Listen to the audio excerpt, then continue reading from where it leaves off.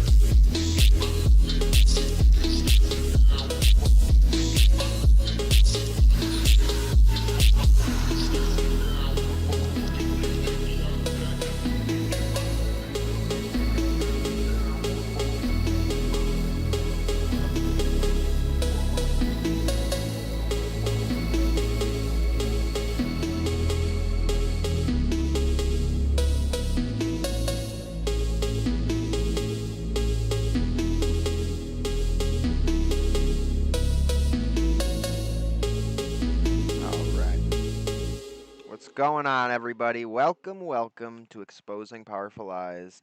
What's up, Randy? What's up, everybody? Welcome. It is I. I have stared into the face of death. I have looked at the face of war. War is hell.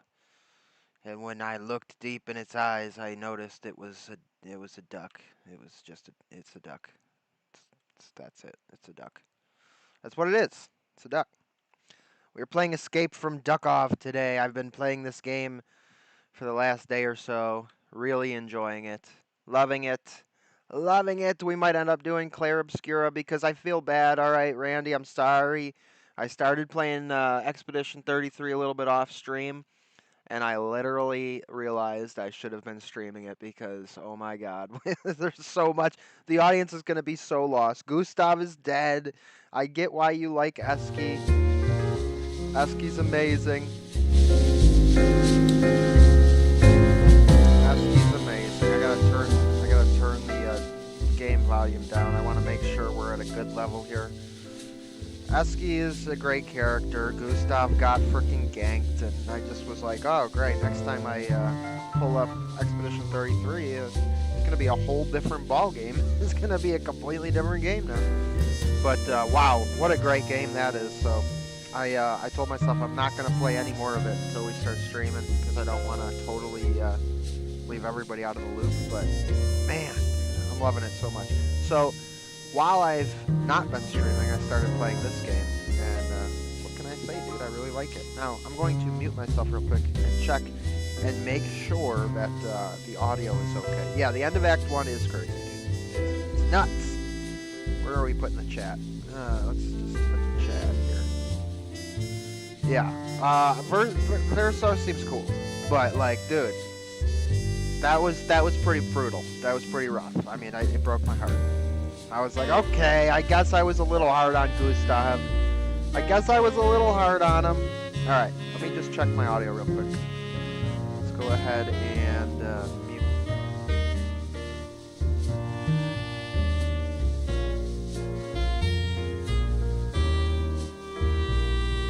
All right, the game's a little loud. Game's a little loud. Let's go ahead and just turn it down just a wee bit. Guys, let me know in the chat if I can adjust it at all, if it's a little annoying, then let me know. But we are a duck. I'm a little duck with a gun, and I'm about to go cap some ducks. First, let's figure out what we want to do. We want to reach the quest loop. Yeah, we're gonna go find some fishies. I got Vector and a Shoddy. This game has been very fun. Went down like a champ. He sure did.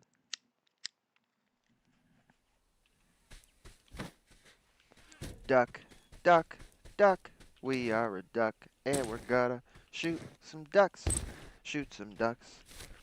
Alright, where do I want to go? Where do I want to go? Well, I imagine fishing's going to be somewhere by the water. So let's say this is probably a fishing spot, and this is probably a fishing spot. So we're going to go over there by road camp. So I've never played Escape from Tarkov before. I'm really not into the competitive FPS genre. It's like, you know, when I was a kid, I used to frickin' love Halo, Halo 2, Halo 3, Call of Duty World at War, Black Ops, Modern Warfare 2. It was all fun. You know, because it felt like what it was. It was me and a bunch of kids my age playing games and trying to do good. Oh, shit. Dog. Dog. Dog. And, you know, trying to do our best. Trying to play games. Nowadays, though, it's just like, man, dude. You got all these hackers and cheaters, and it's just, you know, a game like Escape from Tarkov, like, it seems like so... I'm about to die, aren't I? It seems like so, you know, you gotta know life it, as the kids say. And, I just ain't shit. I just ain't about it. You better have had some bandages on you, you little duck. He didn't. Shit. So this is sort of more my speed. Single player, heavily inspired by Escape from Tarkov. It's fun. It's really fun.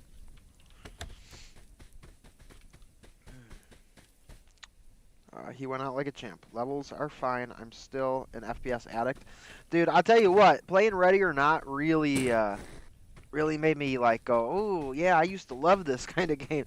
You know, it is really fun, dude. When you get, you know, it's like, back when I was a kid, dude, and I was super into Halo 3 and Halo 1, like, there was a point where I was so good at it, and there's something to be said about how satisfying it is when you get really good at a FPS game. Like, it feels great, you know?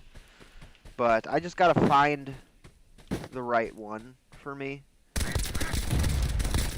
Because, like, some of these games, like Tarkov especially, is like, you know, like Rust and games like that where there's a server and the server gets wiped at the end of the month and blobbity blobbity blue, and everybody, you know, whoever has no life and is able to spend the most time playing it and gathering the good material, like, they're the ones who win. Like, I just don't like that. I just don't like that. Dude. Okay, this is bad. I should have brought healing stuff with me. I didn't bring any frickin' bandages or anything. That's okay. That's alright. Got $22. We're gonna die, but that's fine. Oh shit. Oh shit. I hear him, but I don't see him.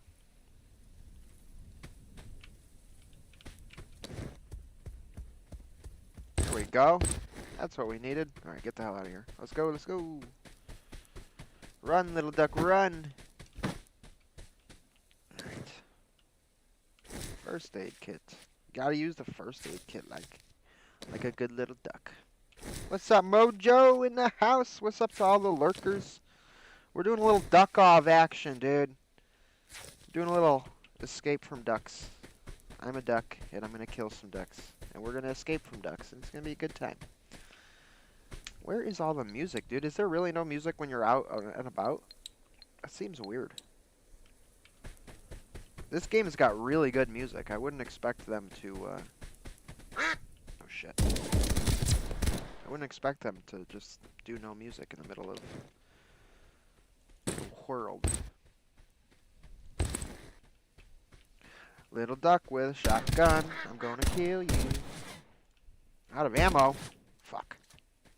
Oh shit. Hang on, I'm reloading. Hey there, Buster. Get away from me. Well, since there's no freaking music, I'm gonna have to find something to play in the background here. I got a couple ideas. I got a couple ideas. Yeah, I just heard of this game today. Yeah. I heard of it yesterday or the day before, so I've been playing it for a day or two, and it's really fun. It's awesome. Letter. Cup. What is this? That looks interesting. Power of wish list, a reward for brave warriors who added the game to the wish list. You've already added it to your wish list, right? Right? Batteries. Metal plates. Nuts. Clothes. Ooh, dorm room key. Okay. Haven't never seen one of those before. There's a duck outside! Alright, here's what we're gonna do. We're gonna try to kill this guy. Ah! And then we're gonna run back to the base. Ooh. Damn, bro.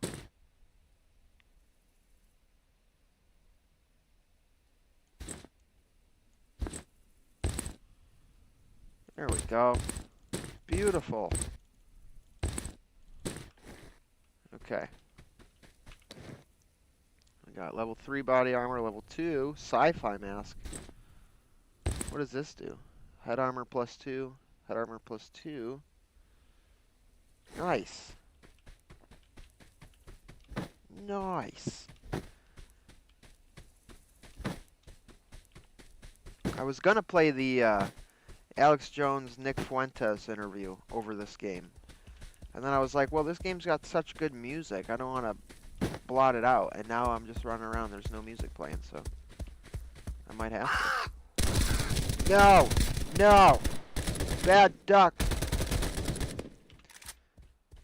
Oh shit, there's 2 of them. Oh shit, there's 2 of them. Hang on. Hang on. Fuck. Hang on. Woo! Let's go. Oh shit, there's 3 of them.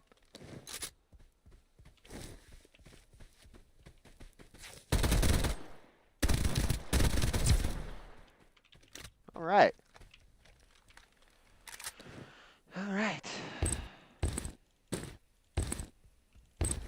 Yes. Yes. Yes. Yes. I hear footsteps. That's not good. Yes. Yes. Yes. Yes. Alright.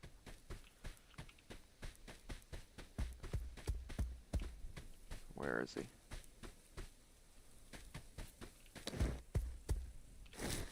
Heal up. Eat food. I'm really thirsty now. Oh shit, do we have any water? We don't have any water. Maybe the tuna will help. Ah, shit. Okay. Alright. There's a boss over here, or I should, like a really powerful enemy I'm a little bit afraid of. He should be right over here. Somewhere. I really don't want to die right now because I got a lot of good stuff on me. Alright, we're going to run back. We're going to run back to base. We're going to supply ourselves just a little bit better next time. I have no idea what this game is. Have you ever heard of Escape from Tarkov? I think I saw this game on Steam. How is it so far? It's awesome, dude. It's amazing. I'm having a lot of fun with it. Like I said, I never played Tarkov before, but it's, you know, an extraction shooter, but it's a single-player game.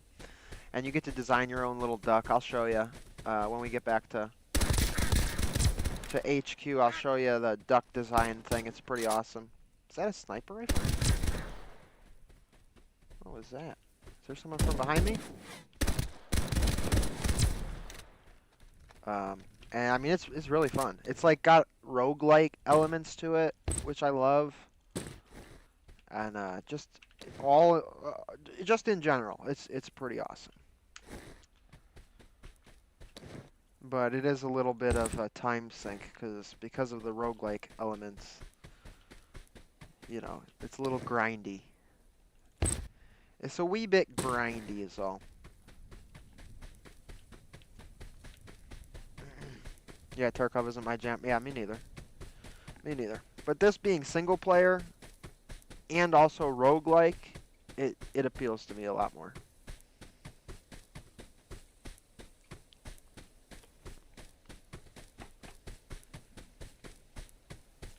And also the fact of it being ducks is also, it scores some extra points with me. Mr. Duck. Also, you can change perspective, so I could do it from like top down like this, which is cool.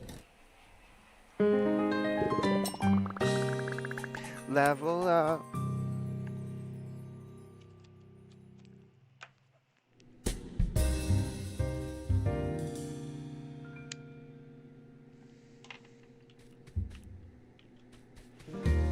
All right. Let's see. What can I sell? What can I sell? Cosmetic pouch. MP7. S. I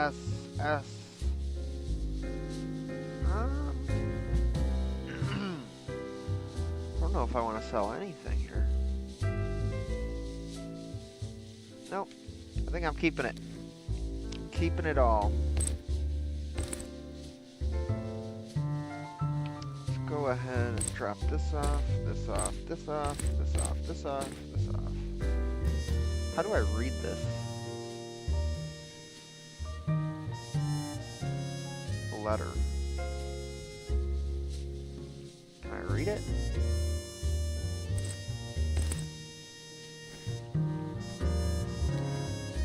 Still not sure what this is. What this slot is. I have no idea what this is. I know I can put the cosmetic pouch in there, but I guess I can put anything in there. Is this my hands? It doesn't appear to be.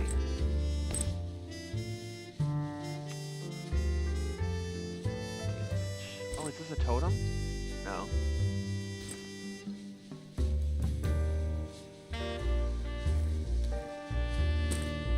Okay, damage is 9.2, 8.5, 9. So I'm using the best one.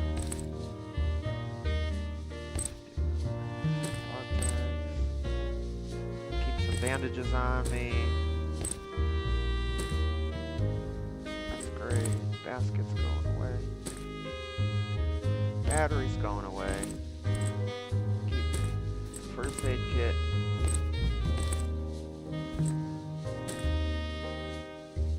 Red barrel. Okay.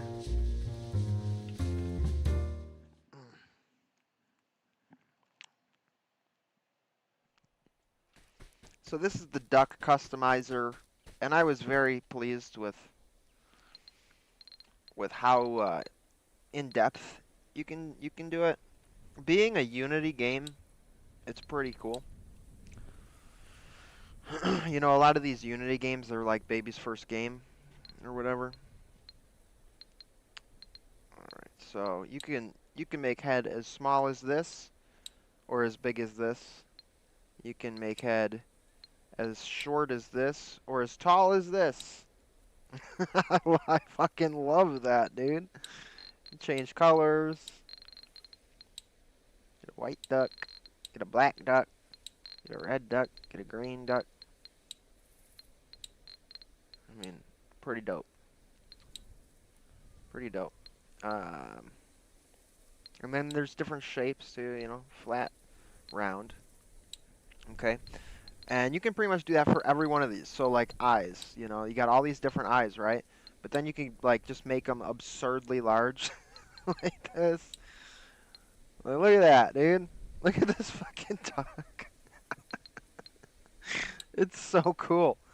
GG. Give them shotgun shells for eyeballs. You can give them googly eyes. Give him the world's biggest fucking googly eyes in the world. This guy looks like he is tripping on acid right now.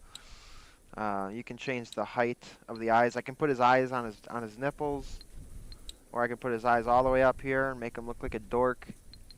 Eye spacing. There we go. There we go. Now it's coming together. Or you could do this and make him a freaking Cyclops. Like, I love this, dude. This is right up my alley. Right up there. Give him the spooky eyes. Fucking headlamps, dude. My man's got a butt on his face. Look at this. What else? Bottle caps. Buttons. Woo! Hearts. Diamonds. Nuts. And then this one. A hose. A hose, what would you call this? A hose, spigot gear? Hell yeah. Escape keys. No eyes. Yeah, I love it.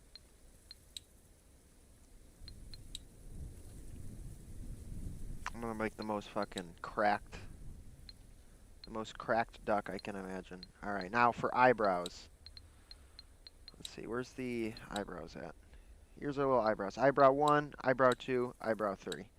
You only got 3 eyebrows. That's one thing I wish we had more of was give him a little unibrow. There's more eyebrows.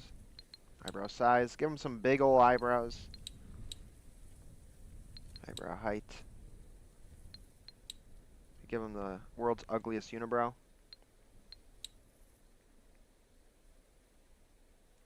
This duck is fucking serious, bro. Isn't that music great, dude? I don't know why it stops. It stops in the main game, and it stops here. It's like, dude, keep that music going. You should hear the freaking main menu music. It's like the most deep bass, funky jazz shit. It's awesome, dude.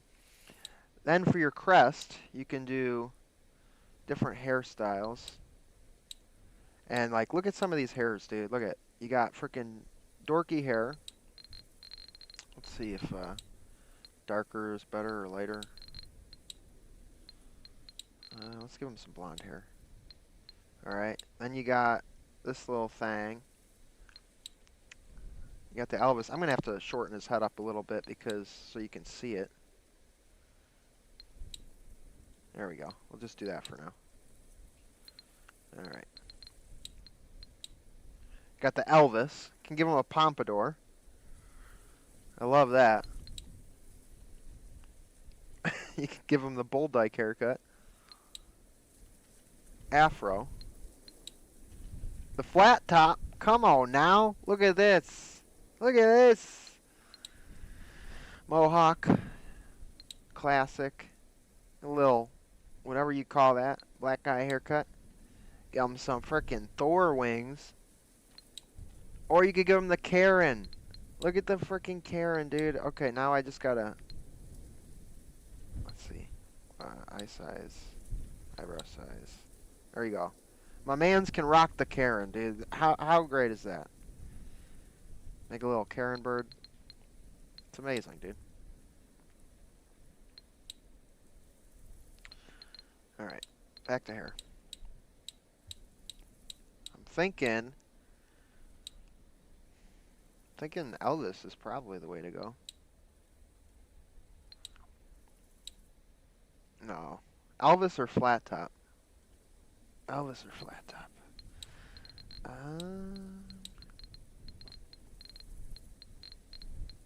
We're building a weapon of death. And I want the last thing for these enemy ducks to see is this very serious face staring down at them. Now for the beak. We got many beaks. We got the dino beak. Let's just make the beak. Look at how big I can make this frickin' beak, dude. This is the kind of customization that I want in my game. Johnny Bravo haircut. That's it. Yep, yep. I was thinking Elvis, but Johnny Bravo, that works. Oh man, I gotta move this mic so every time I take a sip of coffee, I don't smack into it. Dude, you can make the sizes like just out of this frickin' world. So I can give him a chicken beak. Dude, yes. All right, chicken beak, duck beak, bill, whatever you want to call it. I can make him a man of only lips.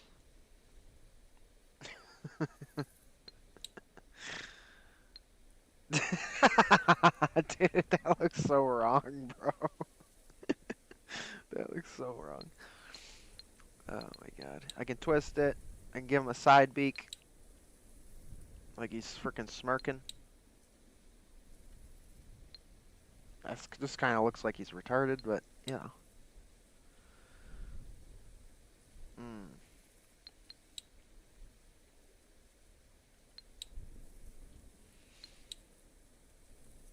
Okay. And then we got another little parrot beak.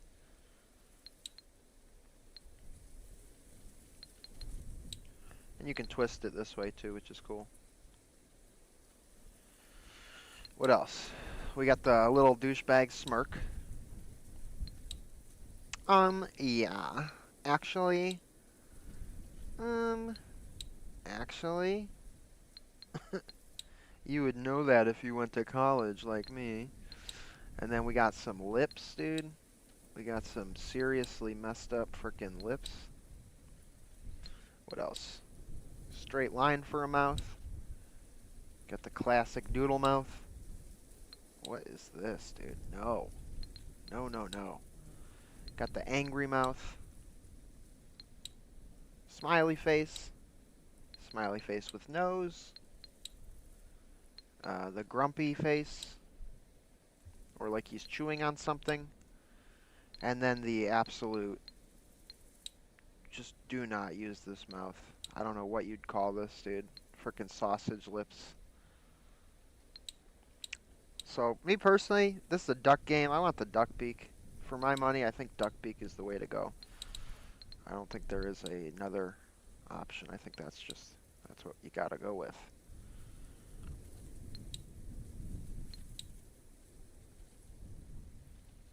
Beautiful. Alright. Then on to the wings. Now this, I really wish that they did more.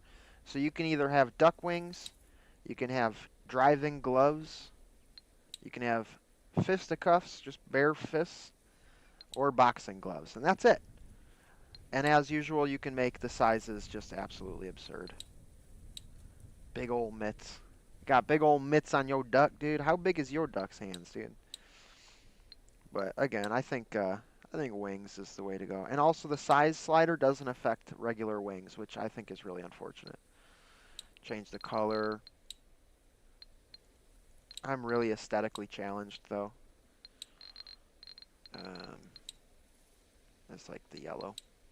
Tail, same thing. You can do like absurdly large tails. So for tail number 1, you got this little tail feather. Tail number 2 is a little ball, like a frickin' rabbit. But it looks like he's laying an egg. It looks so wrong, dude.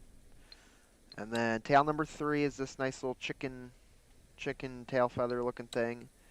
Number 4 is literally just ass cheeks. You just walking buns out, and that's it for butt. So I think chicken tail feather is the way to go. Give him a little something like that. And then claws, which are his feet. Duck feet, sneakers, boots, bare feet. And again, duck feet is the way to go. Give him some big old duck feet. And for the hair, I think we're just going to have to give him blonde hair. Gotta do it. Beautiful. and his skin tone. I think that's it. I think we done it. I think that's it right there.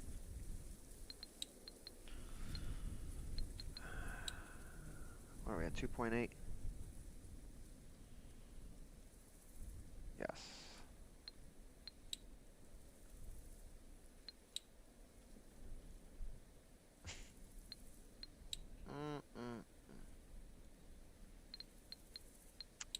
I could do this for a long time, dude.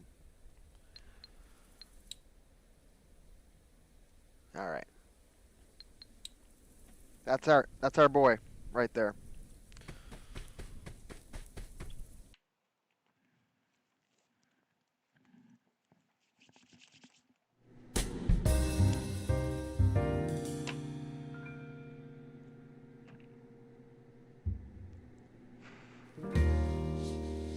And you can actually change the track, which is really cool. So you can change the music. I've never really flipped around with it though. Cool caffeine. Barista ballad. I'm wondering if I can find the intro, the title screen track.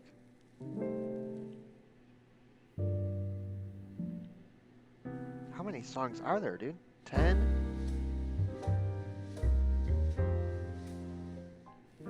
Okay, there's 10.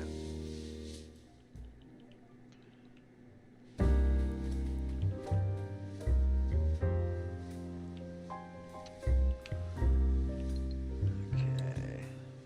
I need potatoes. And you can do quests in this game. That's sort of where the roguelike elements enter into it. How you doing, homie? Things better? Yeah, things are a little bit better for sure. For sure. New job starts on Monday, so I appreciate the prayers, man. You know, I've been struggling a lot lately, but you know, I can't complain, dude. Things could be a whole lot worse. Good to see you, Tony. Hope you're doing well, man. How you doing? Kill Pato Chapo. That's the duck that I ran from last time we were out there. That's the one we gotta kill.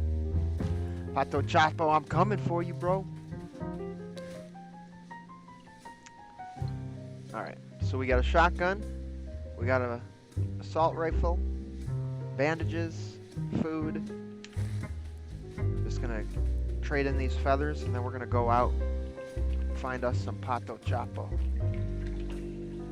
And I think I am just gonna play the Fuentes Alex Jones interview while we're doing this because since there's no freaking music outside, largely reduces bullet spread. Nice.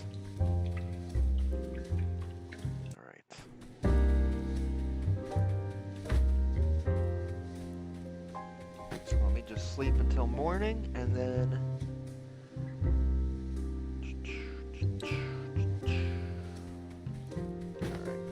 just to give us something to listen to, I might as well put it on.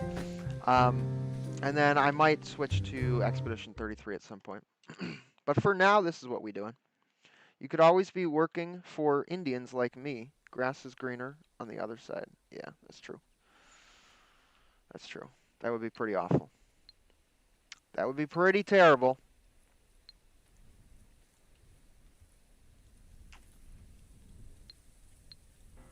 Well, you can say what you want about Nicholas J. Fuentes, but he's definitely on the cutting edge of culture. All right. And I think what he does is very healthy. Because the left and the ADL, the Southern Poverty Law Center, has become ultra super anti-Christian, anti-Catholic, anti-white. And the answer to that is not groveling to it. The answer is saying, I'm not going to kowtow to your brainwashing, and I'm going to call you on what you're doing. That's the antidote in the Overton window. Doesn't mean I agree with every cheeky or edgelord, right. comment that Nick engages in. But I find Nick very entertaining. I've known Nick 9 years, and liked him at first, thought he was smart, whatever. But I think he's matured a lot. And so you can't judge him for what he's doing. I'm gonna do this. When he is way more Throw polished this up in the corner somewhere. Less hateful in his delivery than Hakeem just to give us Jeffries something to frickin' listen to. You know what I'm saying?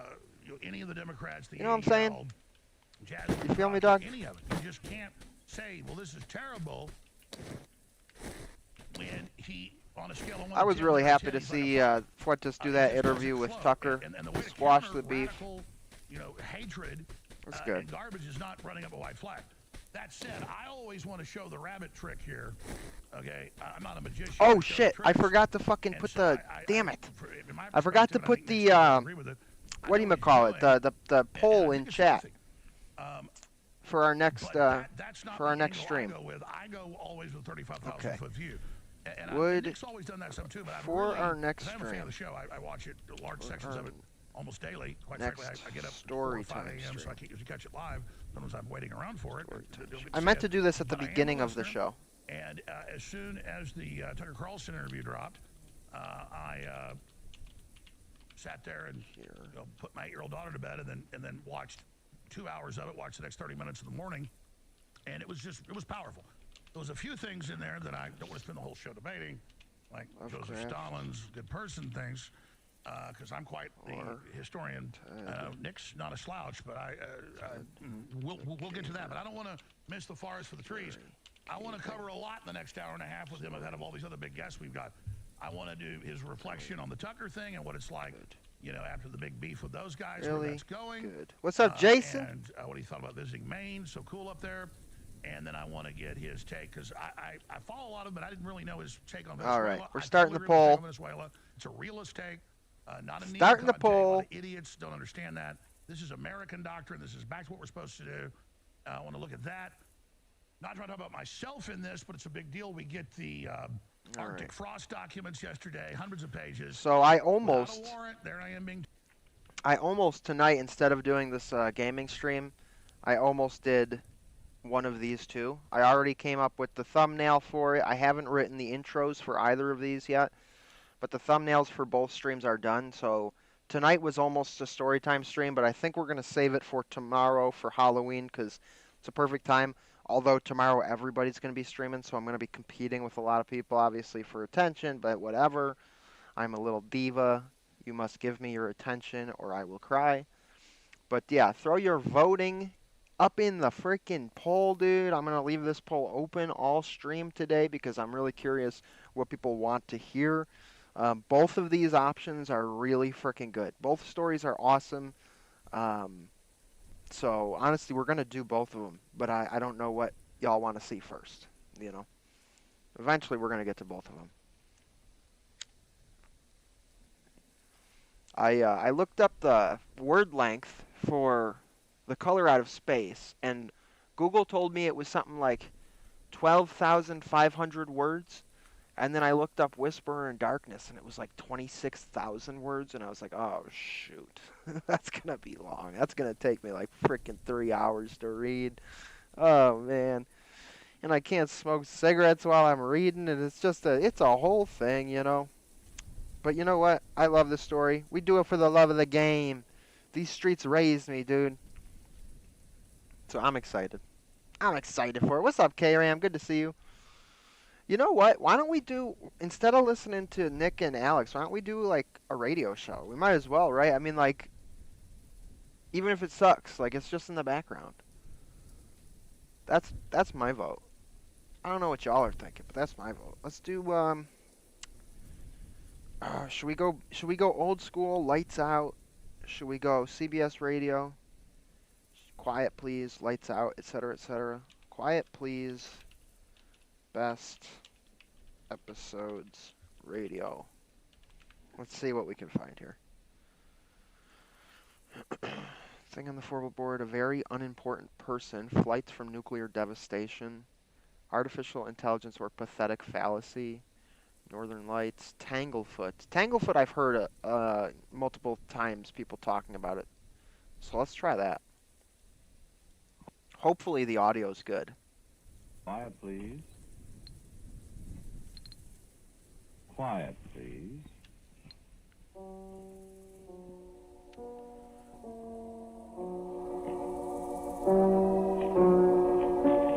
Been tuning in to this show, although I might be working. Ghost, this is your job. This is your only job. All right, I just turned up the radio audio, so let me know if it's quiet, please. Let me know if it's which too is written loud. and directed by Willis Cooper, and which features Ernest Chappell. Testing, Quiet, please, testing. for Is it tonight too called loud? Is it too quiet? Tanglefoot.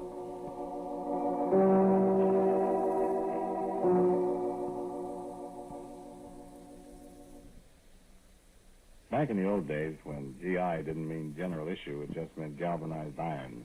I used to be a plumber. There are no cracks about leaving tools in the shop when you go out on a job.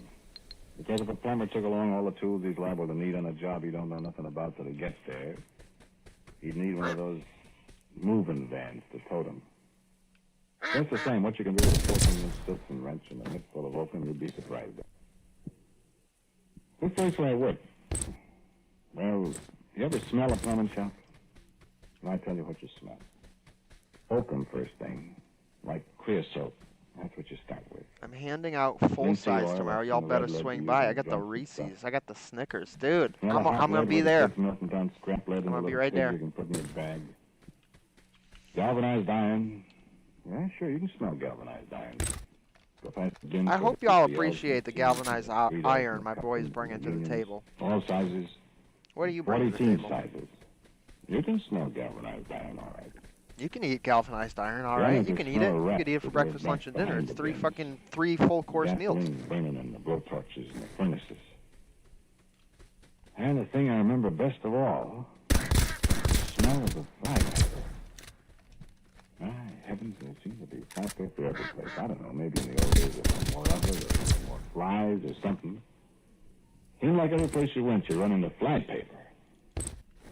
Remember that smell? Like varnish with sugar in it? Like taffy that's got spoiled? Kind of a fascinating smell in a sicky way. Think about it and you kind of think, yeah, no wonder the flies liked this smell and went for it. Smell? Sure, flies can smell. They got smellers that'll make a bloodhound jealous if you notice. And flies got lots of things. Yeah, you got a zillion eyes, 6 fancy legs, wings, and a trunk like an elephant. Only little there, proboscis they call it. Huh? Yeah, not the flies, they can't talk. Boy, how do you take this? I guess I you know a could lot work. about flies. I guess. I'll tell you about it. Fine. Fine. You can work, Ghost, if you want to be a bad friend. I can see That's today. fine. Bad friend alert. There was people living upstairs above Imagine the having a job. That was Imagine in the summer working instead of watching these streams. 1915, I guess. Not quite a while What's ago. wrong with you? Their back porch hung over the back porch of the shop. Oh shit! There he is, Pato Chapo. There he is. Stuff like that. Oh god, I'm getting shot from both ends here. Back there in the alley with a wagon. When he was working back there. No. Quiet, shady. No. All you could hear was Ricketts stamping his feet and switching his tail at the flies. And maybe the food. Pato Chapo. He's on my tail feather. Whoever he was working with, something kind of lazy, slow in the heat. And boy, was it hot. Iron heavy. Oh He was shedding shit. 3/4 inch black iron. They always want to get you from both sides, dude. Always. Fuck! And what boy excursion? I'm bleeding. I'm bleeding out. No. Yeah, it's good. Get another length of pipe. Hot in it. All right, we lost him. 91 in the shade. You guys almost let me die over here. Pato Chapo almost took my head. Flies, I guess. Should put the fly netting on him. Yeah. Look out, don't step in the fly paper. Fly paper every place. That Bert Kincaid's nuts about fly paper. Doggone stuff. It's all over the place. That's where you're throwing it. You shut up the fly paper. I don't mess with Hershey's. It's edible wax chocolate. You think with all that Yeah, stuff around, Hershey's there is wouldn't be so many trash. Flies. Flies are smart. How do you mean? Smart. Not fly paper. Fly paper. All right, Chapo. All right, El Chapo. Where you at? Fly away. Shit. Take a bite. Live longer. Fudge. I wonder Fudge. how long flies live. I don't know. Oh, fudge. Any more lengths of pipe in the water? This guy better have a frickin' bandage on him. Tell me he's got a Band-Aid. He's only got first aid kits. Damn it. That's what I'm thinking about. What time is it? That fancy new wristwatch of yours. Busted. That's pretty near noon. Then, go home, do you? Heal up. I'm Healing up. Heck you wasn't. Well, no flies on you, but. No flies on me. Nice cream she left for me. Your mom home? No, she went up to PR's this morning. P.A. Bedner's got a sale or something. Well, I could stop at Ruins and get some boiled ham or something. Where are you at, Chapo? Ah, It's we time I peg you down a few. Oh! More guys than I realized.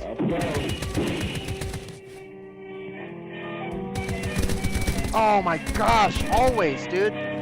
Stay out of this. Shit. Oh, this is bad. Oh, this is bad. This is bad. I'm dead. Holy game looks dope. What is it? It's called Escape from Duckov. It's inspired by Escape from Tarkov. But it's got ducks in it. We hit up the ice cream at Herbie's house. So, inspired by Escape from Tarkov, roguelite, single player, extraction shooter, where you play as a duck and you kill ducks. It's pretty awesome. I love it. I'd like to lay down and take a nap or something. MP7. That was a fly. Yeah. Level 2 body armor. The bite break chinky. Steel helmet. Only thing that's wrong with him is he's a boss. And Flies don't have bosses. That's rusty my bullets. Yeah, we sent for your mom. thing. She don't like ice cream. And first aid kit. Bandages. Thanks. We can set a couple minutes more. And 20 to 1. food. Yeah. Where's our food? We're going to eat some Thinking about chocolate flies. milk and some Crazy about fries today. and a dumpling. What's the thing with dog? All right, now we got to go pick up our stuff that we just lost because I died like a moron. Like a moron. Hope you handled that myself. If I had a pet fly. You're crazy. Had a pet fly. Fasten the rope on them. Leave them around. No, you little right, let's biscuit do rope this. you left behind. Where'd I die? I died over here. Okay. Big as a dog. What kind of a dog? I like that old collie mattress. Yes, I needed those potatoes. Yes. Looking at a fly with a magnifying glass the other day. You know what? I need the volume up a little bit so I can hear the ducks. Looking faces I ever seen. Great big eyes. Chicken eyes. Look at you from all over. Always washing their faces like a cat. Can you guys hear the radio okay? Oh, sure. James. See. That big fry'd sure be something. She'll be a swell tucker. Look, you could tame him. Oh, I'd tame him all right. Maybe the fry tamer. Be as big and strong as a bull. Have to put a big chain on him. How you doing, Moldy? Maybe I You're could well. get him to take me places. Fly, you know. Yeah, you're sure thinking of the educated fly. Flies are smart. Fly paper catchers and good old tanglefoot boy. Must have an awful big piece of tanglefoot to catch this old boy. Ain't that much tanglefoot in the Well, world. ain't no fly like that in the world either. Oh, boy, if there was. Didn't you hear Get the whistle? shot, duck. Come on, 1:45. Time to die, ducks. I know what you'd see to fly that big. Have to feed them people, I guess. Come on, let's go. Uh-oh, that's a big duck. That's a big scary duck over there. I remember Wherever he is. putting in 3-4 months later. It was just getting kind of the first days of Oh, fall. no. People were starting to burn dry leaves along the curbstone. Oh no. Herbie and me was fixing a hot water heater Where for is Frank he? and Edith Gibbons, the telegraph operator. Live out there where Washington runs into Court Street. Oh no, where is he, dude? Kind of cool that day, I remember. Mrs. Gibbons, she was jawing at us because she said we were so slow. She wanted that hot water heater fixed right this minute. She wanted to take a bath before the chicken pie supper at Christian Church. She had to put the icing yet on 2 double I wish there was a suitcases. take all Please hurry button, up, she was dude. all of a Oh tickle. man, I really wish there was a take all Yeah, button. finally Henry come with the reducer tea we was waiting for. Mrs. Gibbons, she went out to the kitchen to look at the cakes. And don't go banging things around and make my cakes fall, she said. I said, yes, ma'am, for about the 40th time. And she shut the door. I laid down my ball-peen hammer. And I said, Me too. why can't women leave you alone? I get the union after her. She thinks she knows so much about plumbing. No, at least it's All cool. right. Should we go after Pato Chapo? All right. Or should we just take our stuff back to base and come back again? Gotta take off the skin, too. Squirt me some gasoline on it. I got guck all over me. Ain't been any flies for 3 Not weeks. sure. Not sure what I want to do. Need more gasoline. I know what it's Watch your like. mouth, Duck. Huh? Oh, fudge, dude. Well, why don't you swat him? Well, 2 reasons. First, I kind of like this fly. Like him. Raise some pup. Herbie. Good Raise the gravy, fly bro. from pup. Second thing is, you want to swap Heel. this fly, you better have a baseball bat. What? This here fly is 8 inches long. Huh? Hand me the red lens. How big? Maybe 9. All right, here we go. Where you going? That was a close one. What are you calling her for? Miss Gibbons, call up the asylum. Herbie Butterworth is seeing flies. Ooh, that's a good gun.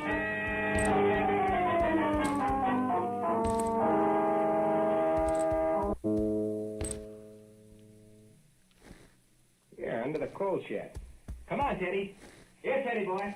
Here, Teddy. Come on, Teddy. Come on out there, Get boy. that. Let me get that. Come on, Teddy. Oh. Here, boy. Good dog. Come on, Ted. Is that Chapo or is that just a... Here. Oh, it's Come on Chapo. there. Come on now. Hey. Dude, I don't know if I have what it takes to fight Chapo, bro. Sleep, mate. I really don't. This man maybe can he ain't kill there. me Maybe so he's gone. quick. Ooh, I can see him. He's laying down in there. Here. Heal. Here, Teddy. Well, reach in and pull him out. Oh.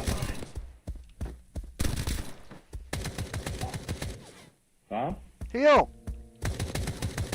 Heal, dude. Oh, you fucking bastard. You ain't ever seen anything. Pato Chapo, dude. He's a duck with a frickin' mission.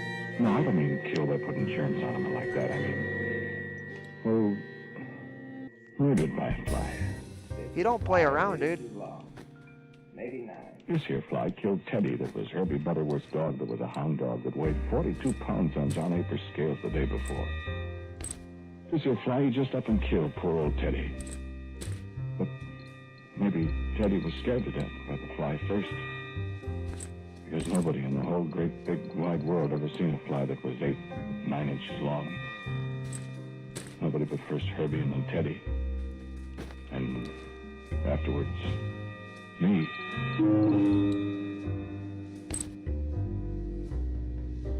This boy don't play, I dude. ain't found him yet. Maybe he got froze to death. Kind of scares me, Buck. Don't it you? He comes after me, I'll You bat know him what? on It's the probably head. too late. He'll come It's too flying late at in the you. day for me to go out now. I'm flying up. You won't even see his wings. You know how a fly's wings is, you can see through them. Maybe he's froze to death. I can't stand cold Drink our weather. chalky milk. We're good to They go. die. They don't always die. Sometimes they go into, what is it, a coma? When they get warm, they come to again. And then they're hungry. Well, I think he's dead. Because we ain't heard about anybody croaking, you know, with a mystery. I ain't heard about Teddy. no fly killing nobody in at least 2 years. Didn't see that dog. Try not thinking about Teddy. Maybe you ought to leave some fly paper. Big hunks of fly paper. I got fly paper all around the coal bin. Oh, there shit. where he was. Heavy enough? And don't have Oh, to be it's so an heavy. AR gun. Oh, Like that's a hunk that's of bad, tender dude. They get all I took the stuck wrong with gun. Hair in his legs. Fly's got hair Oh, on the that's legs. really bad. Real I hair? don't have any ammo More for the like gun I got bristles, right now. like spikes, kind of. You get fly paper stuck in his legs, his wings. He ain't gonna go skittering around much. Maybe he's dead. Sure hope not. Hope not. Well, I kind of liked him. Till he ate up Teddy. I'd be just as satisfied if I never get to see him. He must be quite a sight, though. Like looking Stay at out a of it, through a ducks. magnifying glass. Sure glad he only got to be 8, 9 inches long. Stay out of it, ducks. Hate to lose him. I could put him in a circus or a sideshow or something. Make $1 jillion. Take him up to Chicago. People would come from miles around. To a zoo just about, a museum like that one. Where is it, New York? Yeah, he was quite a thing. All right. He used to eat mice. I went and caught Let's mice. get our stuff back. And let him have him.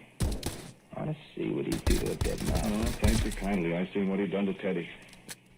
How'd you get him so big, Herbie? Huh? Secret, Buck. And so? I bet if he'd lay an egg, the egg would be bigger. I mean, the pup would be bigger than he was. Fly egg. Bigger than a hen's egg would be. Bigger than maybe a turkey egg. Yoink, Maybe he'd yoink, yoink, yoink, yoink, Yeah. yoink. Oh shit, where that? He Where comes that? after me, I'm gonna shoot him, my old 12. Oh, you couldn't hit a balloon with a bull fiddle. You hit him all right. Hello, Louise. How'd you do? Hey, who's that, Buck? I don't know, just moved to town from someplace in Ohio, Iowa, someplace. Louise. Louise McKinney, something like that. Where'd you know her? Met her at Empire Hall, that dance the other night. What dance? Okay. Social Athletic Club. Uh-huh. Well, night. All right. See you at the shop in the morning. So long. It's cold, ain't it? Yeah, gonna snow. Feels like snow. More busted water pipes. All right, Pato, I'm coming for you now. Buck. Say at Louise, what's her name? They got way better accuracy than me, I feel dude. like that there type. I like it. It's not even fair. Say, Herbie. What? Oh, good lord. What? Listen, My bandages. that great big fly. I gotta utilize. Ah! I gotta utilize the hot bar better, dude. Is there I think that's my big problem. Fly? I don't got any bandages on the hot bar. Couldn't just be. Why about all of a sudden? I never seen this here fly. I mean, you think I'm just fooling? I was wondering. I was just making it up. Was you? No, I wasn't making it up. I just wondered. Listen, Buck, I never made that up. Listen, I wished I was. I wish Oh I yeah, never we're started doing making Ted flies the real Caver, big. no doubt about it. I'll We're gonna be stop when doing I Ted the got one Caver, this but big. I'm just curious which one we're gonna do I don't know first. whether to believe you or not. Listen, Buck, when I think what that there fly... Remember way back last summer when we first talked about it? You said, what would you feed a great big fly? Yeah. Remember what you said? What? You said people. People, you said. That's what you'd feed him. Oh. Yeah. Listen, Buck, he already had a dog. That we know about. What if he ain't dead by now and all is cold, he must be... Must be what? He must be gay. hungry. All right, we're switching to Expedition 33. 3rd of December. Hot bar is key. 1915. Yeah, I'm gonna definitely Yeah, 7, need to 6, start 5, utilizing that. 4, 3, the 3rd, the night Herbie and me talked like I told you. I remember because on the 7th, the Boy Scouts had a movie at the Capitol Theater. It used to be the Standard Just gonna Theater. take me a moment to get And the there was a kid screen with a bugle switched. blowing it out front. That was the 7th. That was the night Bert Kincaid. Hope everybody's having a good night on this, the eve of told me Bert was calling me. the holiday that shall not And be I was named. there. Bert, he said, you and Herbie Butterworth go right away to these people, these McKinleys or McKinleys or McKinneys, whichever it was, because their friend or something was wrong with it, and they was hollering, they was freezing. And I should go right on over, and Herbie would meet me there. He was already on the way with the rickets and the wagon and the tools. With rickets. So I said, all right, and I went home and put on my overshoes and my army sweater, and I'm over there. See, Okay, hold up the now. place is only 2 doors away from where Herbie lived, there by the Garfield School. Hold That's up why he now. was there already, see?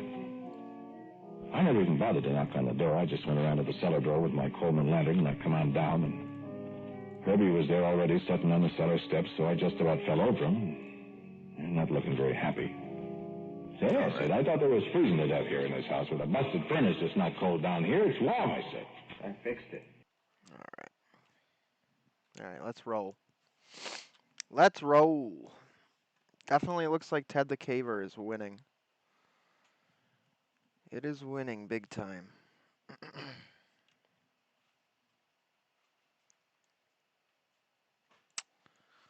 Okay. All right.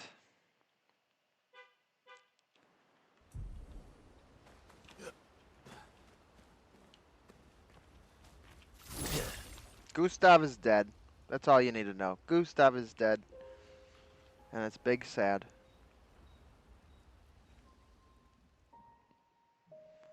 Gustav is dead and it's big sad all around.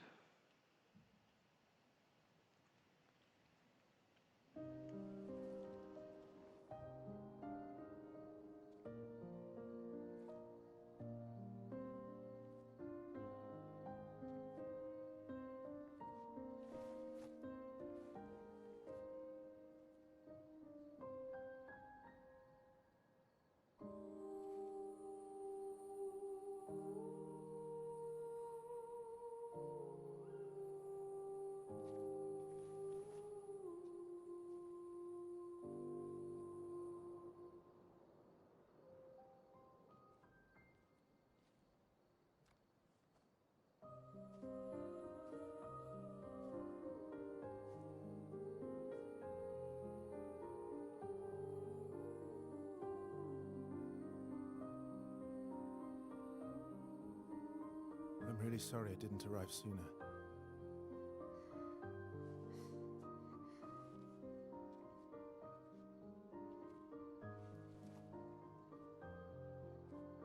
He was your brother?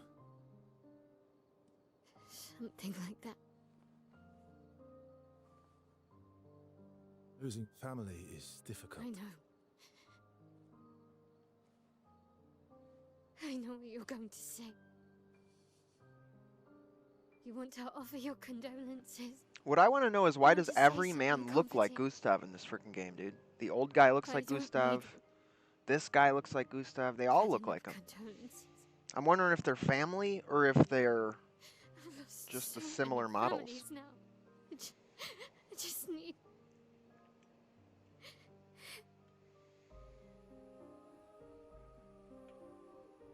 Can you please go? Can you please go? Get out of my sight.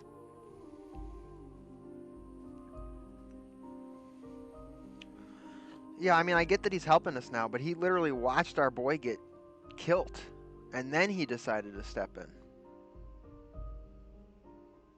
You know, why didn't you step in earlier and frickin' save my boy? I never even liked him while he was alive, but now that he's dead, he was a good man. And I had him dressed up all dumb too. He looked so dumb. I loved it. And now all his clothes are gone.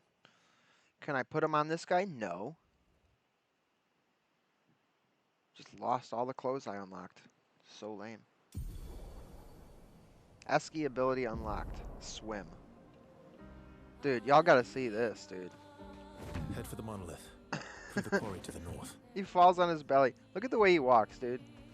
Look at the way he walks. Such swagger. Such freaking suave, debonair. Look at this man, dude. And then you can run, and he clambers like this.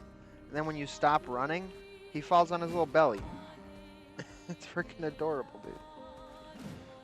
It's freaking adorable. Alright, where are we trying to go?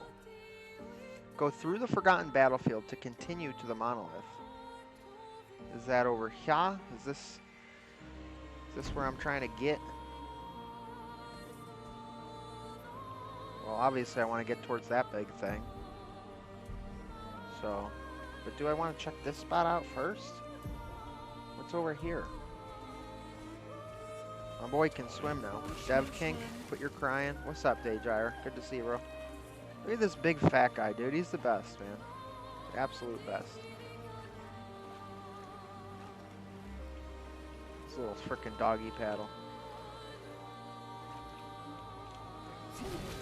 Oh, damn, dude. You can sprint swim? Let's go.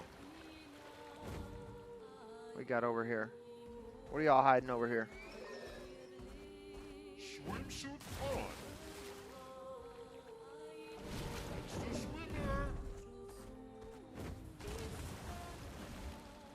No, no, no. That's the swimmer.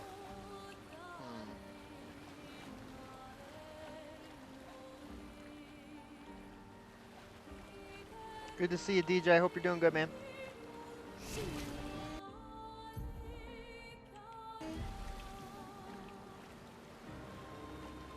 Well, that guy looks scary.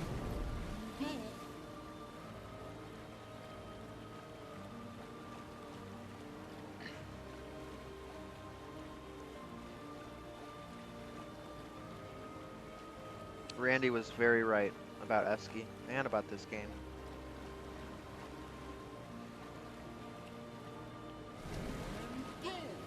It's just a lifeguard, don't worry.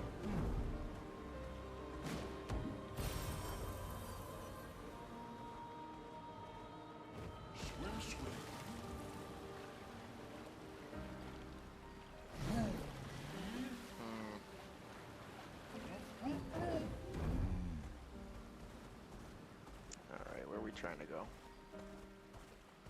Where are we trying to go?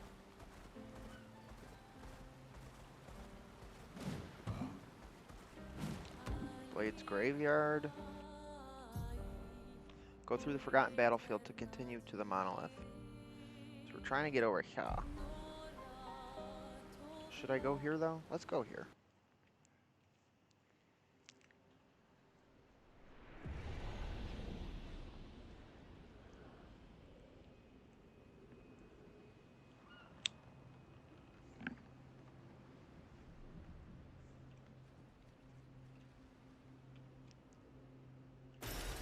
What have we here? A musical record? Oh, nice.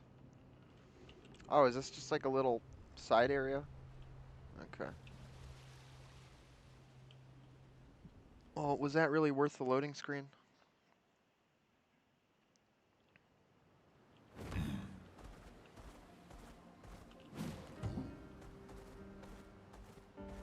don't know if I want to fight y'all, dude.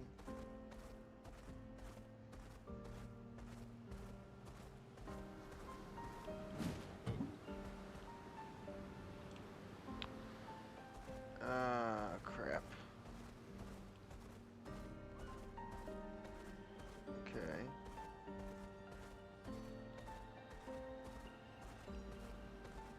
Can I go over there?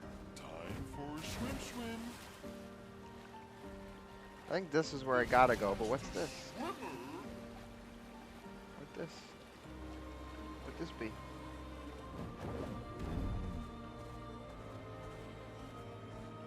Painting workshop. Danger. Okay. Alright. Time for swim.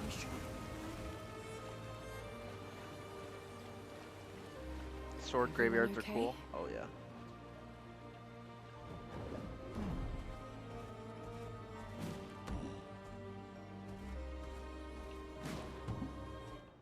Let's do it. Let's do it. So, Todd the Caver will be tomorrow night. Hopefully we can land on a good time where not everybody's streaming all at once, but you already know everybody's going to be streaming tomorrow night. Probably be rolling at like 8 or 9, typical.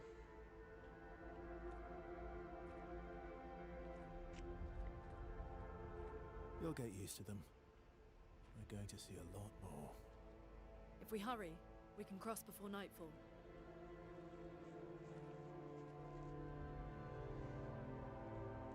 Wait, She's cleaning my man's dead arm, dude.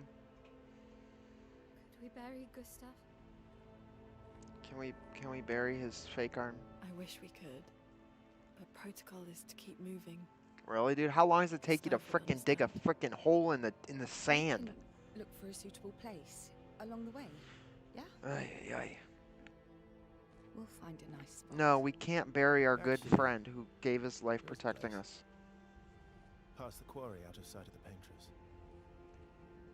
A tranquil haven, protected by magnificent trees. I think you'll approve.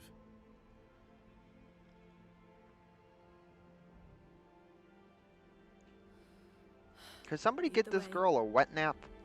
Or like maybe like a little washcloth? I mean, she had dirt on her face the entire game. Like, look at you, Verso. You got clean sleeves. Use your sleeve. You're surrounded by water. You tell me there's no way you could clean her face off a little bit? Alright, let's dance, buddy. Let's dance.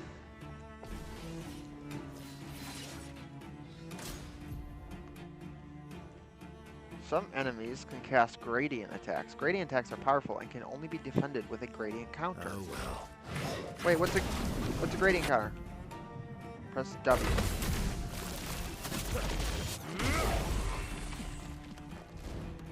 Well, how am I gonna know when it's a gradient attack?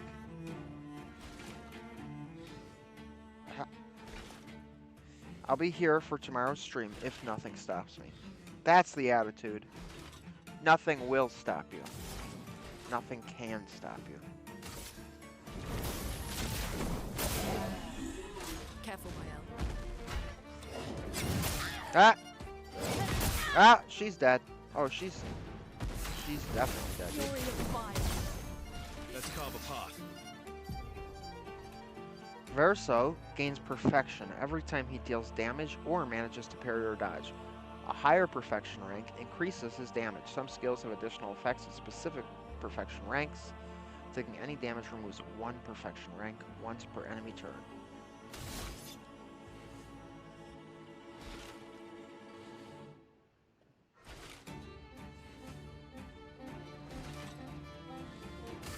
Oh shit, wait, no. Marking shot, blitz.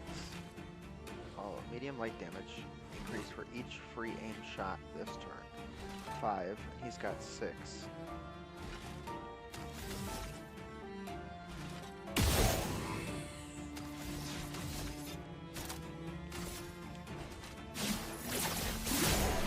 Ooh! What actually is this game? First time I'm seeing it. Oh, dude, it's so good, dude. We've been playing this now for like a week on stream, and it's called Clear Obscure Expedition 33. It's so good, dude. Randy was telling me, oh, you got to play this game, because I played it once and then, you know, wasn't really going to pick it up again. He said it's 10 out of 10 games, so I said, okay, I'm going to go back, I'm going to play it. If he says it's that good, I'm going to play it. And it's like a fantasy turn-based RPG.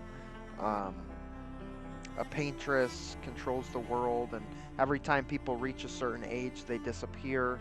And so when everyone is like a year before they're gonna die, they send out these expeditions to try to go kill the paintress before she kills everyone at that age, you know, the next year. And so you're in this Expedition 33, and we're trying to kill that paintress, dude. Any other Trying to tricks kill we this should freaking know? little trollop. One thing at a time. And writing is great. It's got funny, whimsical characters in it. Funny, cute, sad. It's fun. It's a really fun game.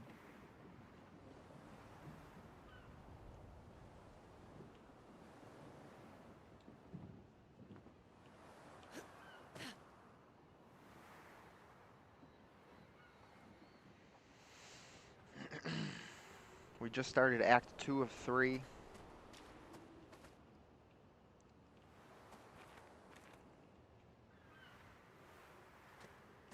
Looking for secrets.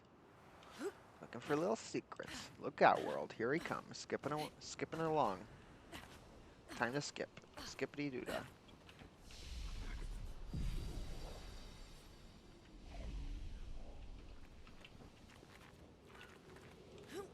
Skip, skip, skip, skip, These are all skip. expeditions? A single Nevron took out most of them. Is it still around? I've only seen it once, many years ago, so most likely not. Holy crap, that's a lot of people, dude. That's a lot of dead fellas. Wow. Wow. Look at all these dead fellas. Wow. What do you know? What do you know? I'll check it out on previous streams when I get the chance. It seems fun. Dude, it is fun. It's really fun. I don't like this little guy, dude. I don't like any of y'all, but I really don't like this little guy. Does she have any hits all enemies skills? Fencer's Flurry. Medium physical damage to all enemies.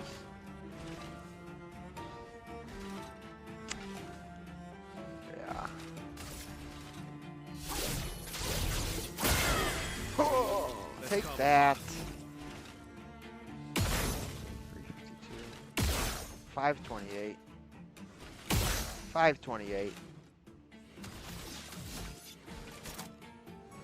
Marking shot. Marking you, little buddy. Target marked. Tell me he's dead. Okay, good. Alright. Come on, Luna.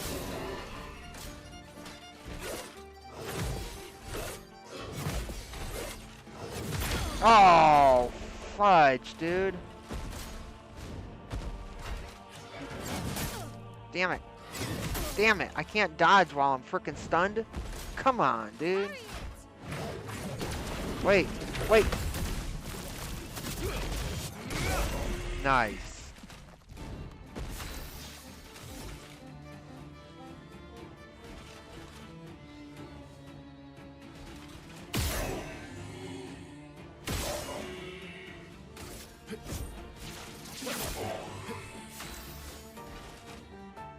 Really, Boro? You're still alive?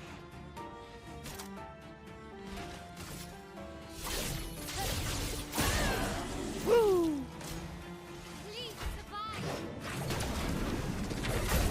Come on, dude.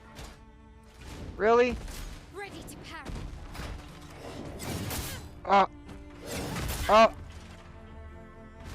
I'm ready. The Revenant. What's up, Noah? Good to see you, homie. How you doing? I heard through the grapevine, aka Grandma, some stuff. Pretty cool. That's all I'll say. Pretty cool.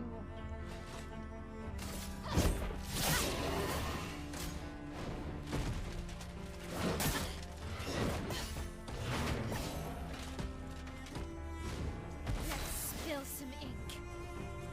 Let's spill some ink.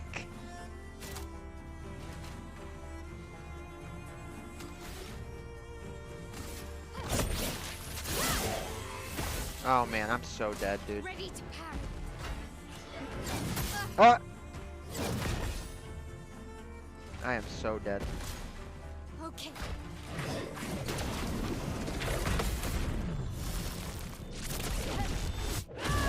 Nice! Alright, I'm not dead. Ramasan and longer shell. On applying shell, its duration is increased by 2. That's lame. But Ramasan, that sounds pretty cool. That's a CL weapon, if I'm not mistaken. Let's see, right now she's got 322 Element Dark. 375.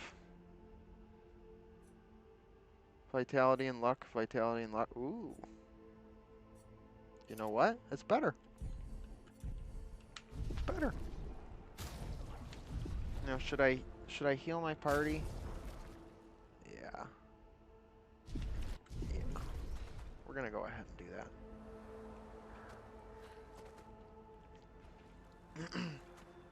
Oh, he looks like a mean guy.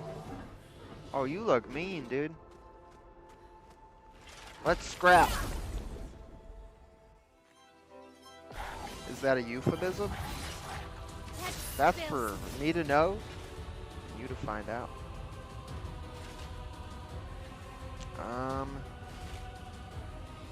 Shooting you. Oh, that is nothing.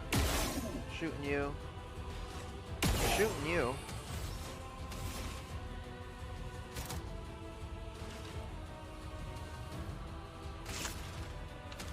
Crap. Alright. Hitting you, because I do not like this little midget guy, dude. He just looks not good at all.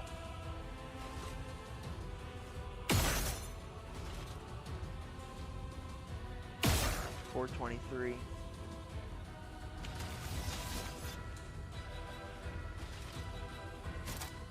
Let's go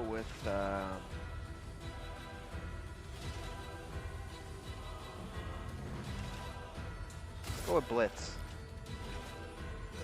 Let's go fast. Let's carve a path. Verso plays immediately. He sure as heck does, dude. Oh, I meant to hit the other guy. Shit. Let's go ahead and do Fire Rage. Pow! Troubadour burns. Applies powerful to his allies. Oh yeah, I knew I wouldn't like this dude.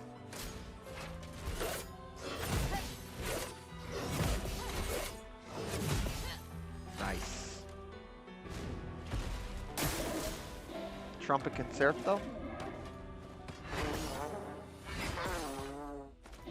Ha!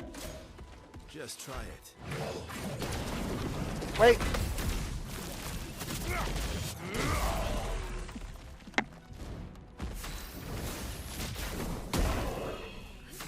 Yes, dude. Let's go.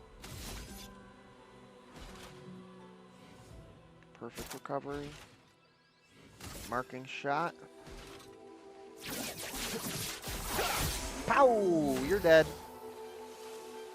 And you're dead. Troubadour, level 8. What is that? Oh, it's a new weapon. And what's this? An Chroma. advantage.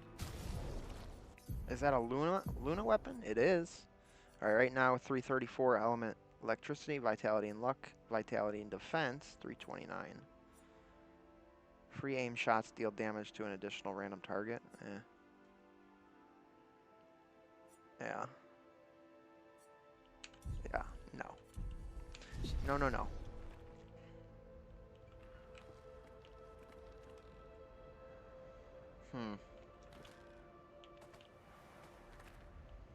That's a lot of dead guys.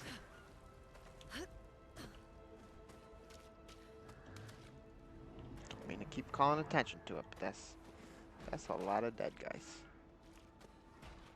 What's over there?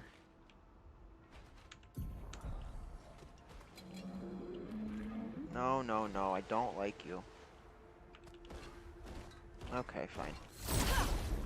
Okay, fine. You need a character who deals AoE damage. Well, I do have...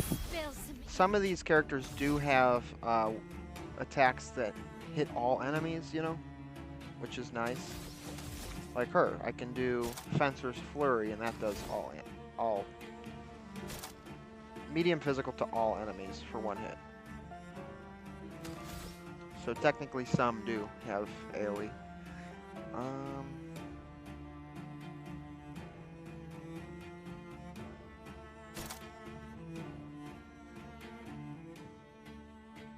I want her in Virtuous Stance.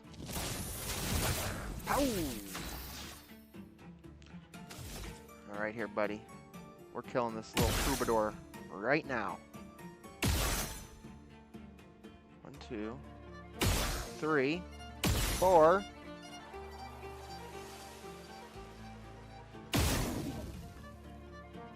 Burn him. Alright, Luna.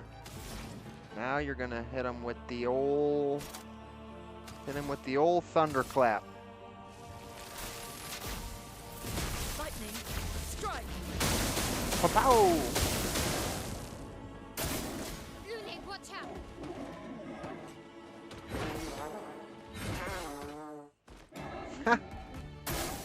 Please survive. Okay. I don't know what that was all about there, buddy.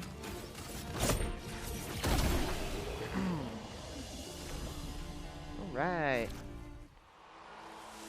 I really don't like those guys.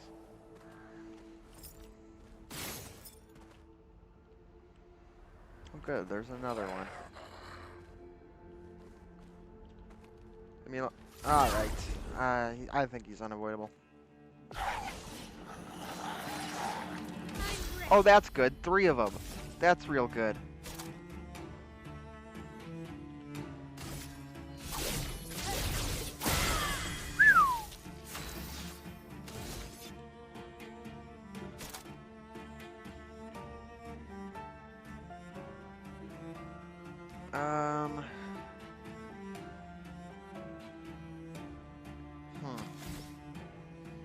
No, I think we're just gonna free aim it. Let's see. This guy's almost dead. Now he is dead. How about that?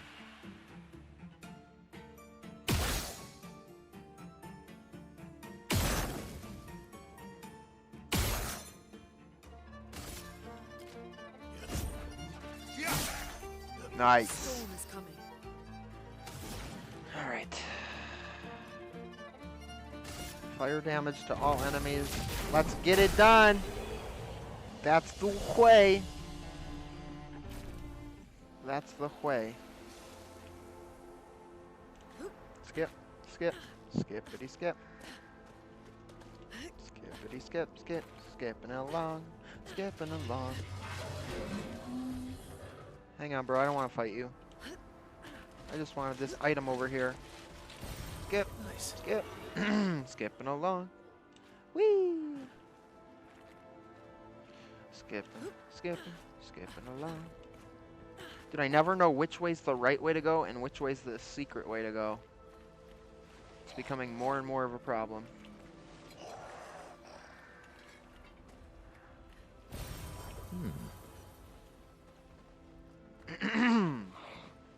Leave me alone. Leave me alone. Okay. Oh, no, no, no. Oh, no, no, no.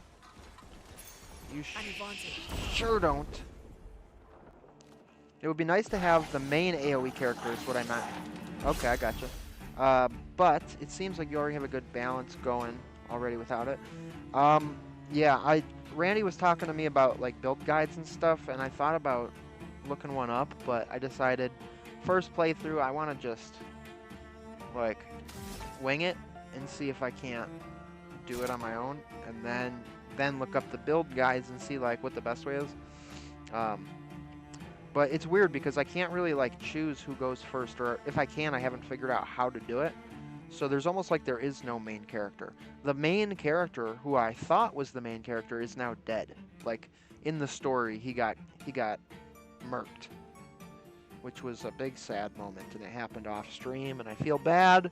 I was playing it, I was playing the game while I wasn't streaming, and then some big story beat happened, and I felt really guilty. I was like, oh man. Alright, I'm not going to play this game again until I'm streaming, so that's why we're doing it. So there is no main character anymore. Big sad move.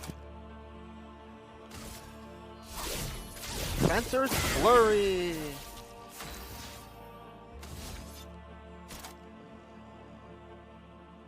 Do I want Blitz? Marking shot? No, this guy, he seems like this is the way to go.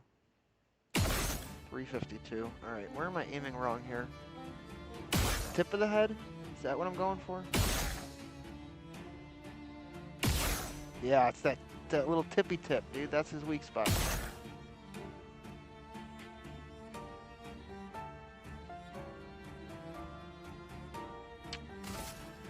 I guess I'll just kill him outright.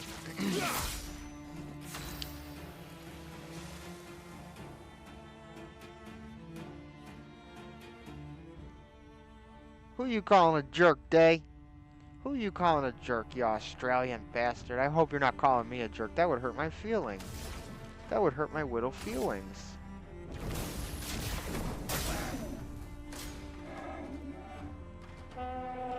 Apply shield to his allies. That's a dick move, bro. A mortal hit. I don't like that. A mortal hit. Does that mean he can kill me outright? Damn it! Oh, you little bastard.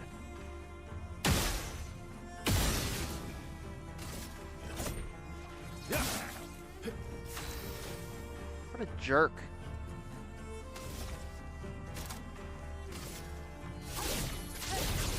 Oh, all right.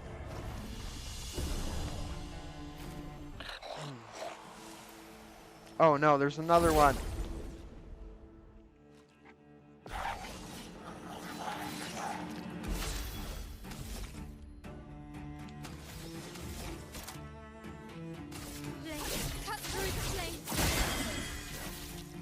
Nice, dude. Sometimes that really just does so much damage.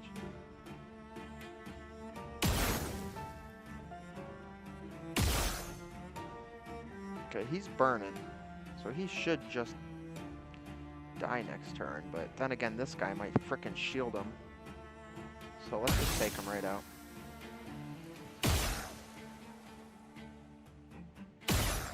Damn it.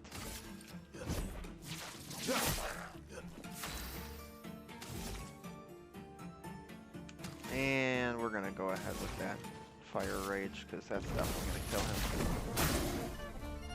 Take cover. Damn it. Tricky shot. Let the ink flow. Let the ink flow.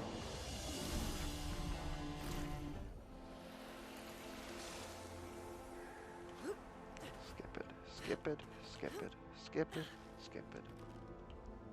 We are skipping, skipping along. Skipping along. Looking for secrets, skipping along. Dude, it's not even possible for this many dead people to be piled in one spot. Come on now. There's no way. There's no way.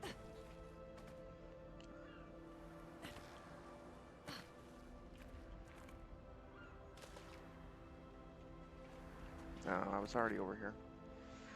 Alright. Back to work for me. Well, have a good one, Day. It's always good to see you, bro. Hope you're doing well.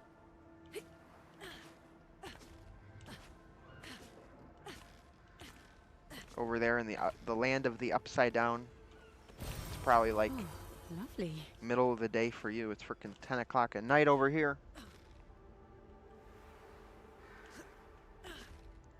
Skipping along. I had Gustav dressed like that, dude. And then he got killed. And it kind of killed the vibe of the scene, I'm not gonna lie. He looked like a freaking goofball. Alright, let's check this little secret spot. I want to see this little secret. Nice. Revive tint shard. Oh, nice.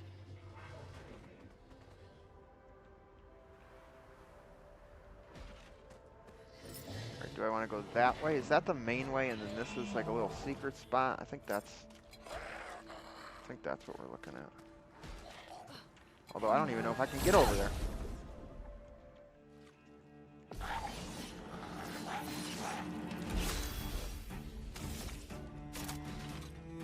Blade cut through the flames. Oh! Damn, that did nothing to him. That barely even touched him.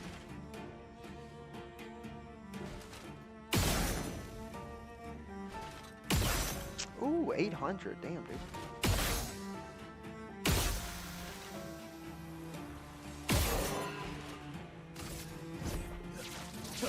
Oh, 2,000. Let's go. No. I think since there's only one. Oh, she needs better skills, dude. I keep saving up for this really good skill and I still haven't gotten it yet.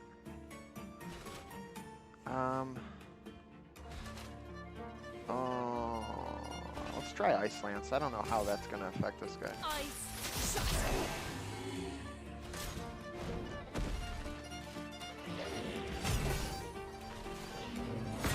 Damn it. Ooh, that was close. That was really close. Looking good. No, it's not looking good.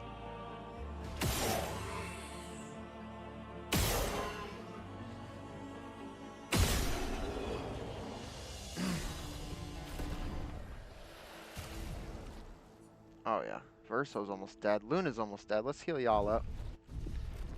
We're healing. Yeah, I can't even get over there. Oh, maybe I can.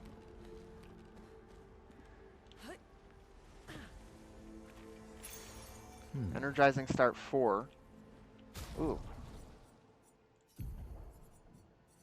He has energizing start 2. 1 action point on battle start. Energizing start 2, 1 action point. Oh, so I can have like multiple ones. Got it. Sweet kill. Recover 50% health on killing an enemy. That's really good. Wow, that's really good.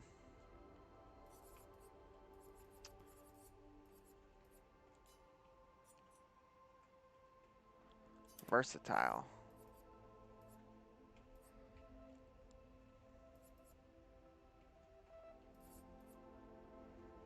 Okay, and then we're gonna have to replace versatile with the Luminas. Hopefully we can. Where is it? Versatile.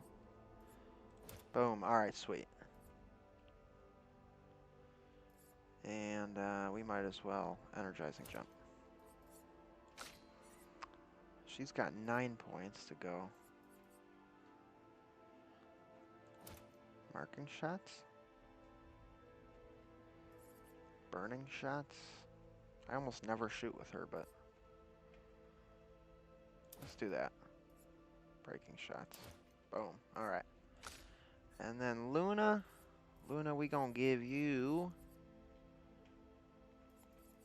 We're gonna give you versatile as well. Augmented counter. And breaking shots. And this frickin' player who I never even play with. That's why you don't have too many games with this type of plot. Oh, never understood why devs kill a protagonist while only halfway through. I get they are trying to be unique, but it destroys the flow of the story. Yeah, I mean, I will say it was pretty effective, dude. It was a harsh scene. That's why I felt so bad, because I'm sitting there watching it and I'm like, oh man, I should have frickin' streamed this. So it was effective. It got its point across, and then they immediately replace it with this bumbling buffoon Verso, who's almost exactly like the main character. So it's, you know, it sort of softens the blow a little bit. I wonder if Gustav is going to come back by the end of the game.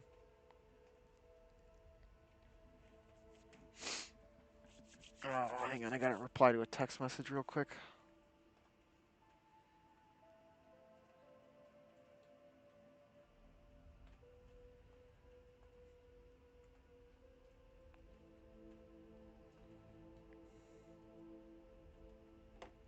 Alright.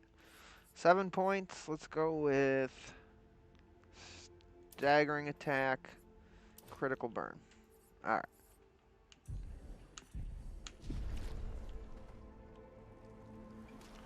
This is probably the main way to go. So that other way was probably a little secret. But I guess we can wait and see. I guess we will find out. Finesse and grace. Finesse and grace. Ready to strike. You sure are.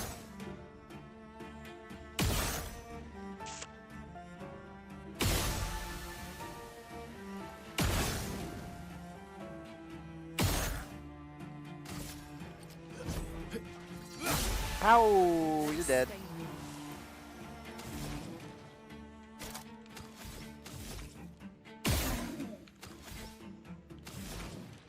Oh, damn it. I was really hoping that was...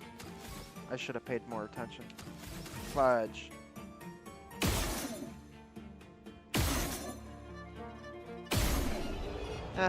All good.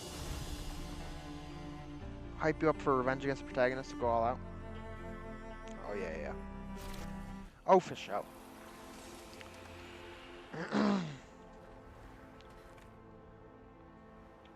Okay, good. This was an optional area. Excellent. Great. Oh, great. Oh, goody. Goody.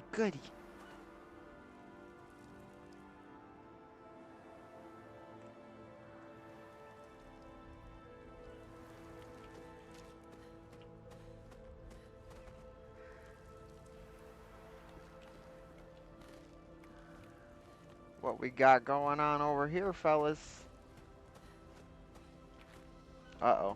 I'm sensing a boss fight. Okay, she's got 6 points. She's got 6 points. He's got 3. And she's got 6. Alright. 2 for health, 3 for health. 1 for agility, 2 for might. And that sounds good to me. We gotta give you...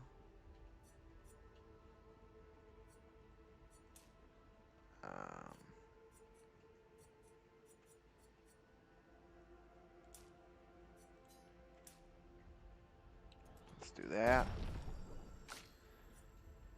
You bumping up your health by 3, your luck by 2, and your might by 1. And you're gonna get 1, 2, 3 in health, 1, 2, 3 in luck. Alright. Now, 10. Okay, there we go. Now we're gonna give her this hell. Deals very high fire damage that applies 5 burn per hit to all enemies. 2 hits. Deals self damage if failed. Oh, that's rough. I didn't read that part. That's rough, dude. Okay, she's got 6. Sealed fate. Okay, we're waiting for 8. He's got 1. Can't do anything with that. She's got 5. And I'm waiting for 10 for sword ballet. Alright, so we gotta give her her skills.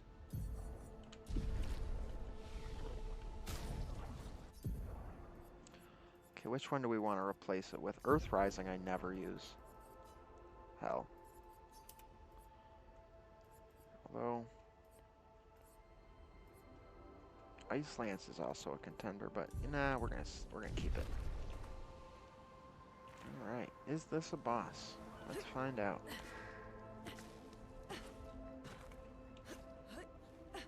The last boss I fought right before Gustav got capped, dude, that one was brutal. That one was absolutely friggin' brutal.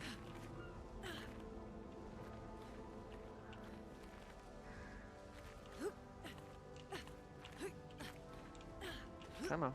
Can I get up here? I want to fire the cannon. Let me fire the cannon.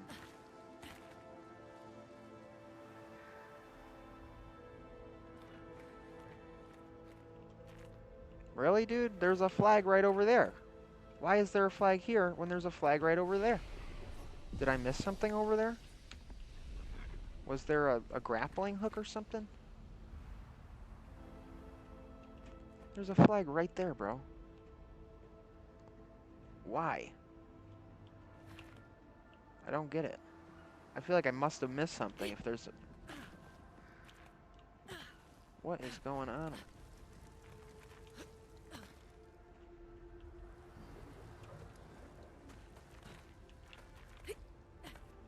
No.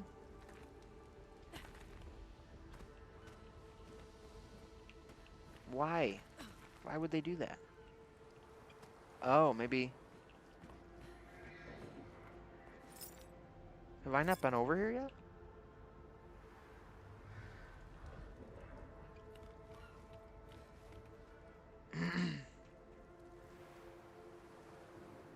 I feel like I have, but this place looks very you know, it all blends together.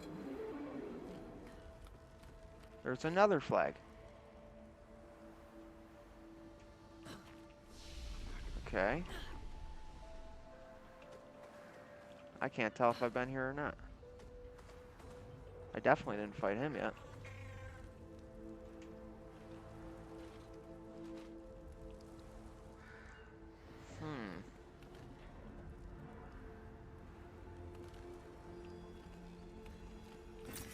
Good stuff. Chroma.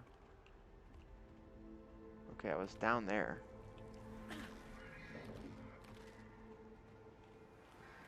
Oh, there's another one of these guys. Chroma. Lovely. Let's go. I'll be mopping in a little bit, so I'll listen along. Okie dokie. Finesse and grace. Finesse and grace. That's my middle name. Who do I want to kill first? This guy. I can pretty easily parry this guy, but this guy is an absolute D-bag. Every enemy has weak points, and it's sort of fun to try to figure out, like, where they are. Some of them are obvious, like this little glowing thing.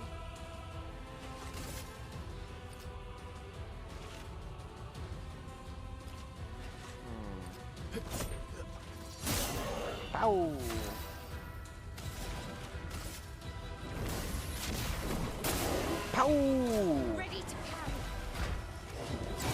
Oh! Fudge! Alright. Enough. Enough of you. Be gone with you.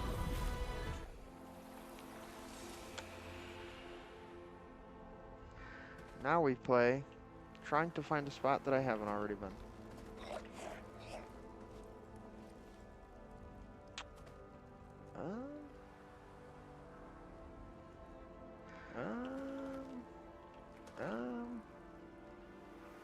Well, here we go. Color of Lumina. I think for sure I haven't fought this weirdo. Is that even an enemy? No, it's not. You may leave. I've no interest in speaking with you. Wow, really? What did I do? You fading tart? You're frickin' turning into dust. What do I care what some lady who's turning into dust thinks about me? Great. Great! Oh, great. Emily, Expedition Wolf 41. My bag's getting weighed down from all my kills. Maybe I need to pick smaller trophies. Estelle bagged 7 of those armoured nevs. So I've got to get at least 8 in this next batch if I'm going to beat her. Leah showed me how to double up my weapon pictos. Might not be stable, but the bang's going to be worth it. The painters might be out of our reach, but her minions aren't. And if I die, I'm going to make sure I die big. Like Xavier says, subtlety is not our game. We only live till 40. So let's go make some friends. That's what I'm saying.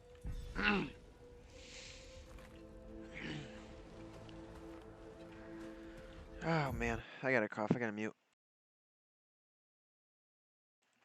There we go.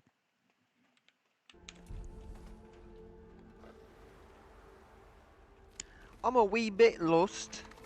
I'm just a wee bit lost right now. I don't know where the f I'm supposed to be going. What New picos. have we Empowering here? tint. Healing tints also imply powerful. Nice. Oh, that's a big bad. That's a big bad down there.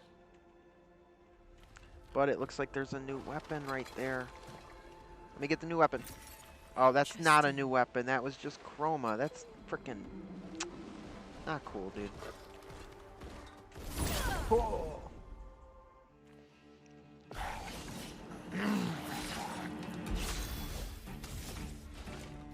All right, Mael.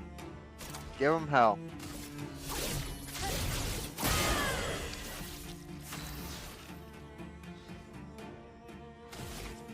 Man, we got a bunch of guys I don't like.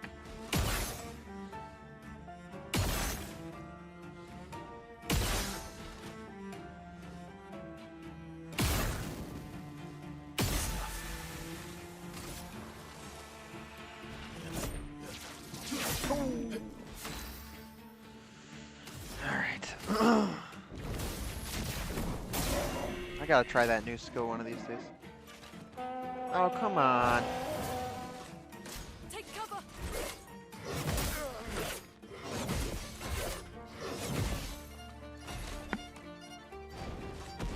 Ready to evade. Awesome.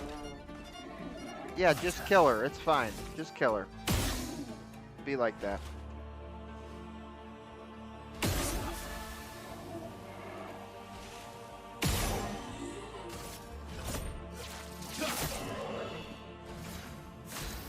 Brace yourself. Oh my god. Let's spill some ink. Not cool, bro.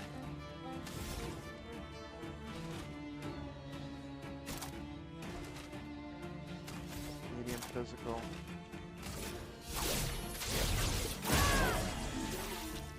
I'll do it.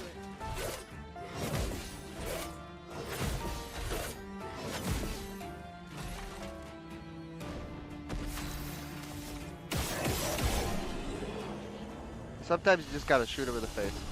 Sometimes it's the only way. Using up all my frickin' heals. And, I do not have to fight this guy, but, you know, I kinda want to. I kinda want to. Guys, if you like the show, please consider sending in super chats. Would super duper help me out. I forgot to pin the frickin' comment to the top, so I'll do that now. Alright. Now, let's see. It's just him. I have no idea where his frickin' weak spot is. Let's go ahead and see if I can use the hell ability. No, that's 9. Oh, weakness to electricity, eh? Holy crap, dude, he just one-shot my elf. And he just one-shot frickin'... okay. Well, I guess I'm dead. 400... 300... 400... 200... 500... Yeah, I have no idea where the weak spot is. But I'm definitely dead. Yep, there he goes. There he goes killing me.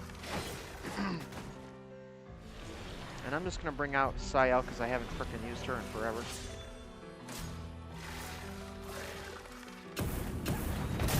Yep.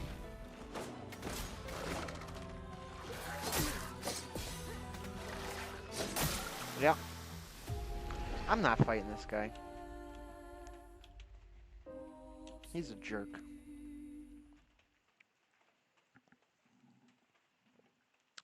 It's raining out here. It's been raining all day. I'm not fighting you.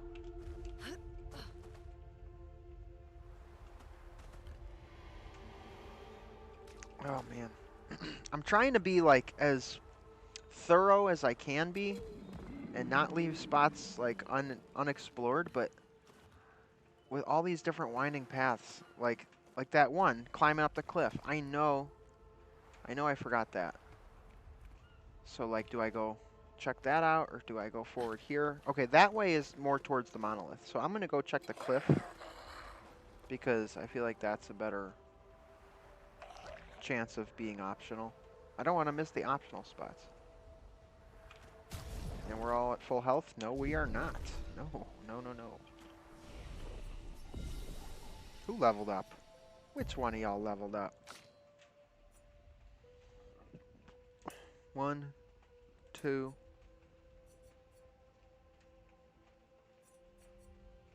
3.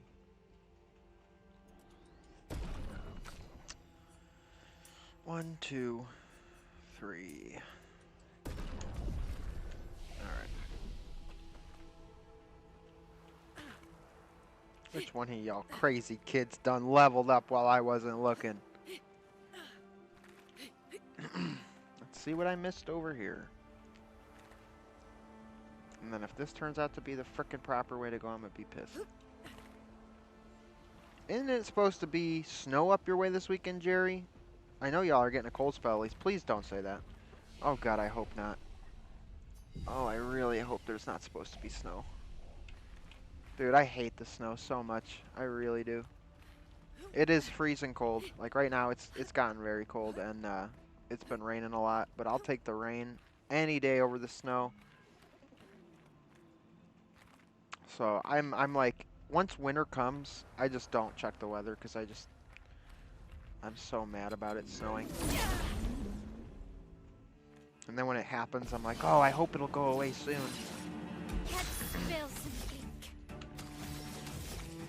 Let's spill some ink.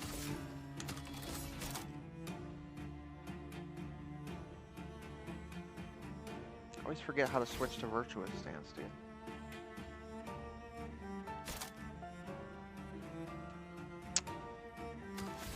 I don't frickin' know.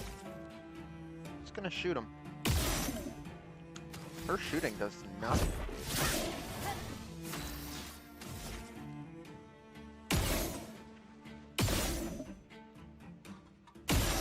391, 489, 489. There we go. Worked for an ice company. Hates snow. It makes sense, dude. I'm around ice all day. Number one. Number two, ice isn't snow. Ice is ice. Snow is snow. Number three, when it snows, we don't sell ice. So it makes perfect sense. When the snow falls, I lose my job. so I have a reason to hate ice. Also, all these people from the South want to come here and want to lecture me about snow when they don't ever have to deal with it. You know? You don't have a car and you gotta walk to work, dude, and it's snowing, you'll hate it too. It sucks. It freaking sucks. Let me see if I can grab this object. Ah! Oh, I grabbed it. Sweet. But now they're gonna crush me to death, for sure. Oh, I got to start first anyways. Nice.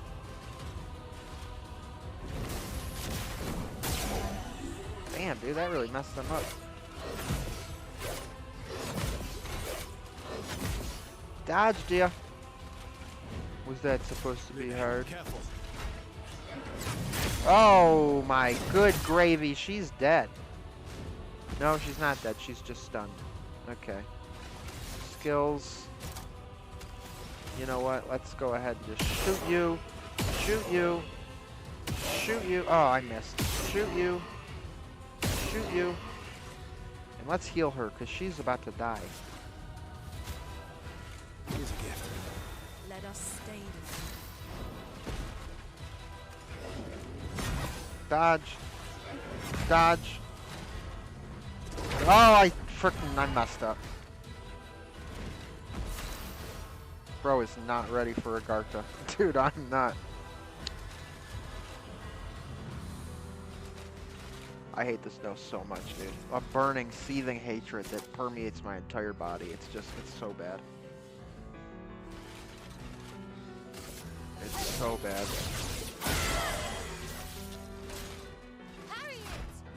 Carry it! Oh my gosh, dude, I'm so bad at blocking those. danger. Yeah, just kill him.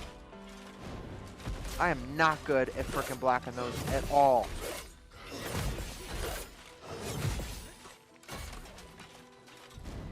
A storm is coming. Alright, my elf. Or Luna. I need you to do me a favor here. Could you revive Verso? Because he's laying on the floor like a lazy bum. Thank you. Finish this. Parried! Is he dead? No, of course not. Why would he be? Why would he be dead?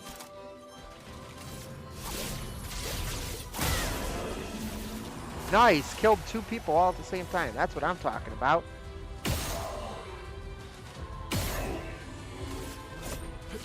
Huzzah!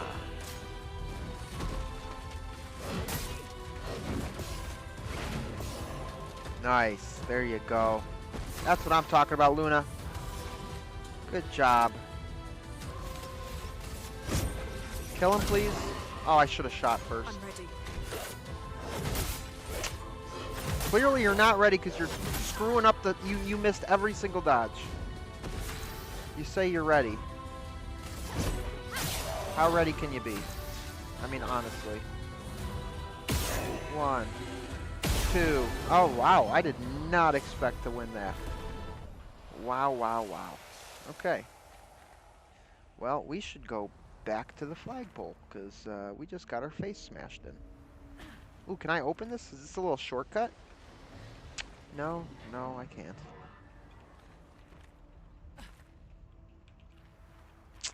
Alright.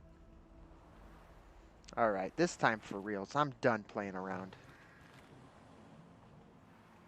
I am so done playing around, y'all don't even know.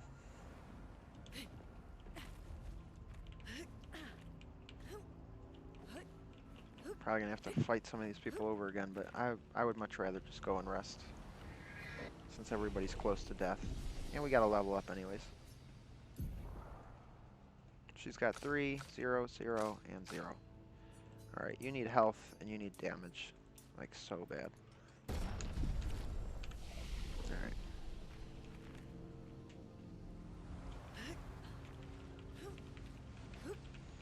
Like, I so badly wish I could move down south where I could do ice all year round. But the one thing that's keeping me from doing that is my grandma. I don't want to leave town while my grandma's still alive. You know, I go see her every Monday. And, although this week I saw her today, on Thursday. But, Nice. oh, that was bad. Shouldn't have done that. But I don't want to get the call. I'm halfway across the country.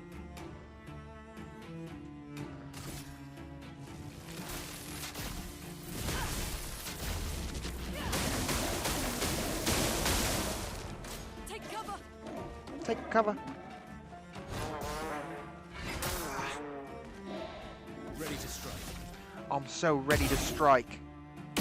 I've never been this ready to strike before. I understand I wouldn't want to leave my family either. Yeah. I think you would like the snow if you live further south, since it's a rarity. Plus, I don't know if you guys have to deal with the swamp ass we get down here from the humidity. I lived in Florida for a year, and I loved it. I loved every minute of it. I was freaking 20 minutes from the ocean. Oh man, I loved it so much. And I could have stayed down there, but we chose to come back up here because of family. And back when I first left home, I lived in Florida for a while when I was still traveling, me and my girlfriend. Oh man, I miss it. So I still haven't decided whether I'm gonna move down south eventually or not, but it's tempting, especially since I love the ice company so much. You know, like I love that job so much that it's like,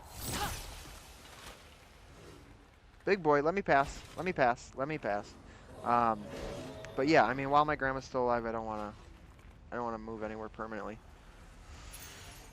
Energizing death. On death, 4 AP to allies? That's terrible, dude. I don't want that. If somebody dies, something's gone wrong.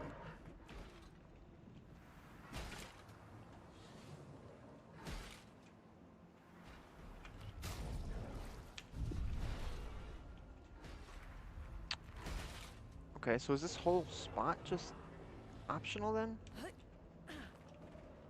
Or am I missing something? There's probably like a grappling hook over there. Or is this all that was? Can't be right.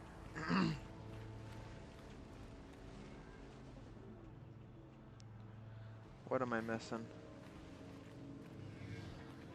What am I missing? I've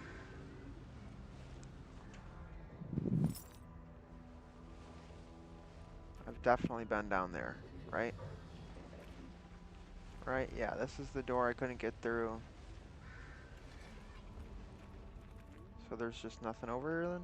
That's it? There's no grappling hook or nothing. There's no ledges to climb on. Okay. Alright. And in that room too? Nothing? No? Okay. Kind of a weird little short optional area. How about down here? No? No? Okay. Alright then. What a glorious waste of time. For the worst picto ever. It just sucks because, like, I want to do the job all year round. But then the frickin' snow has to come and ruin it. Main gate, Vanguard Port, Battlefield. Battlefield, I guess?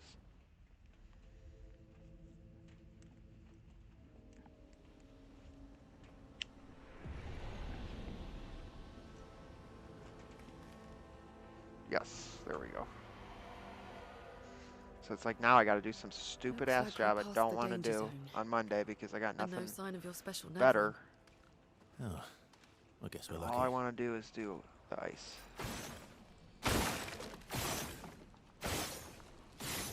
All I want to do is the ice. So much better. It's an actual real job. Not one of these frickin' bullshit jobs.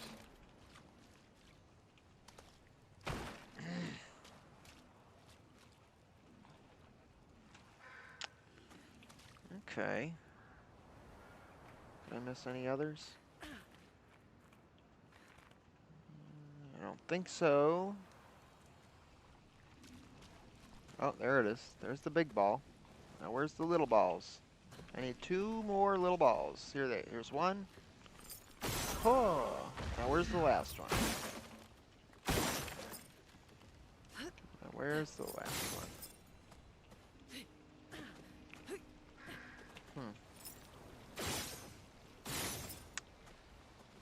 Oh, there it is. Boom! Come on. Be a weapon. Be a good picto. Be a good costume. Give me something good. An advantage. A chroma elixir. Yeah, I didn't. I mean, I guess that's okay. Got some trebuchets over here, dude. We laying siege, bro? Are me and the boys getting together and laying siege? Is that what's about to happen? Dude, me and the boys ain't laid siege in like 2 weeks. It's been so long.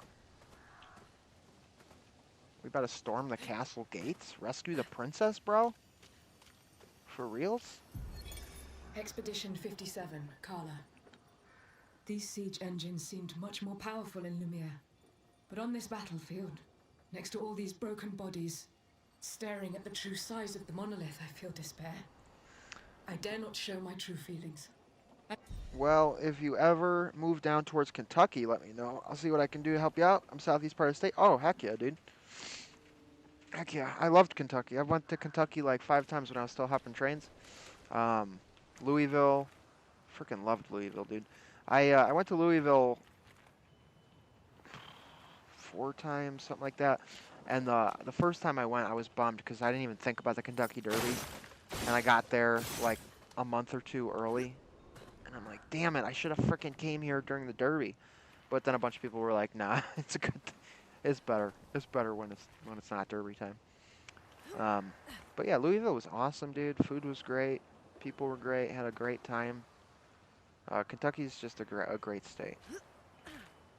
But if I do move down south, because I'm from Buffalo, dude, I'm going all the way. I'm going all the way. I'm going Savannah, Georgia, frickin' Florida. I lived in Daytona for a year and I loved it. Tennessee, Kentucky would be nice, but like you said, like you do still get snow sometimes, and it still gets pretty damn cold in the winter. And even if you're from Buffalo, like once you move, like when I moved to Florida, it took maybe 6 months, and then I got acclimated, and then all of a sudden 60 degrees felt cold. Whereas right now it's 40 degrees and I don't even have a sweater on, and I'm like, oh, I'm fine. It's not bad. It's actually hey, it's kind of warm out, you know.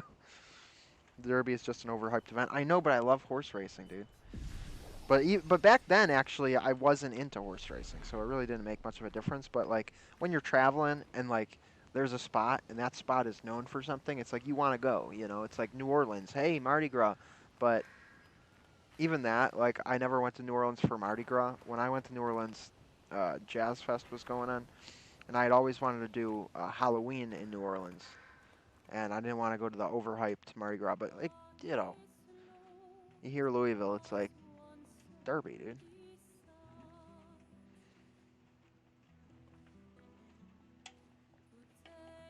Hey. All I know is the barbecue was fire. We're almost there. It was so good. Up. Everywhere we go, just death. Death and more death. Everywhere we go, just death. Okay, she's supposed to be, I think they said 15 or 16. It's one of those two. They said, Mael here, 15 or 16. She looks like she's 8. She's so tiny. I don't want to see that anymore. Look, Mael, I thought you would understand. You said you spent your immortality burying the people around you. Doesn't any of this bother you? No. Piles of dead corpses doesn't bother me. And you. Gustav's dead. How can you keep going like nothing happened? 'Cause I'm a psychopath. I don't have feelings. We need to continue. Why do Mael, shut your mouth. You're being kind of hysterical. What we must do. When one falls,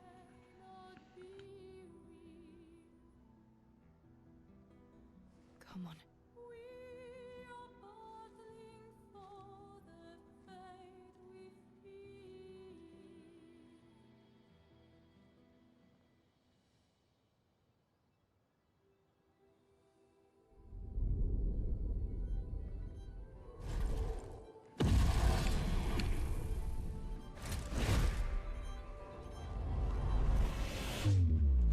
Oh, shit.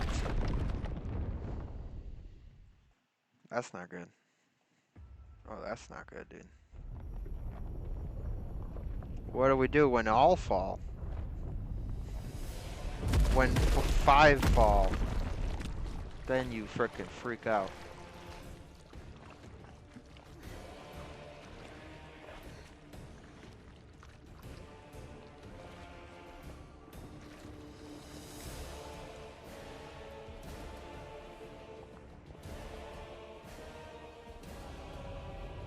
Oh, great, her face is even more dirty. Boss fight happening now. Are you hurt? I'm fine. I just have blood spattered all over my face.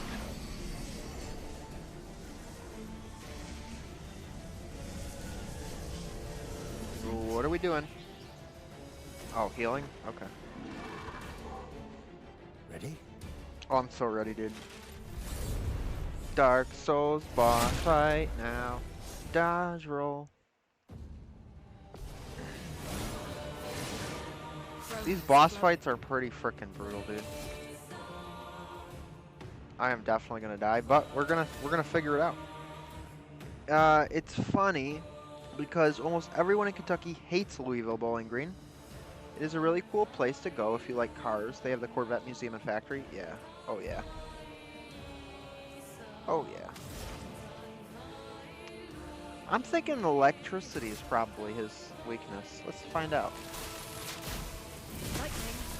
Strike. Nope. It's not. Get ready.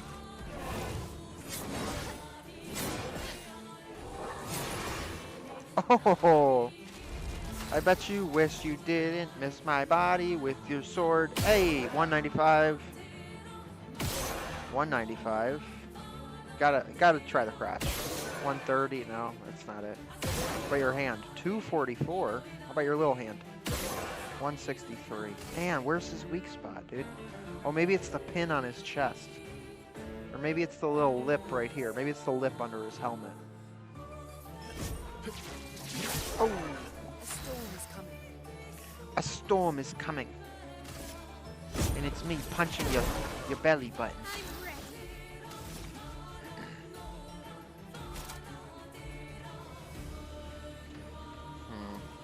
Louisville is also our most dangerous city, I think. They had 88 murders there last year, highest rate in our state's history. Holy crap. Yeah, every big city now is getting bad. Every big city. It's just a nightmare.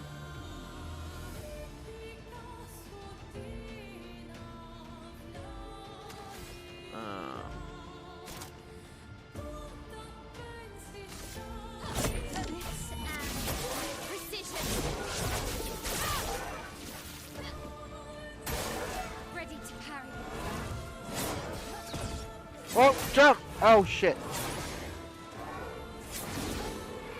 Damn, he's got to jump mid-combo? That's brutal. Brace yourselves.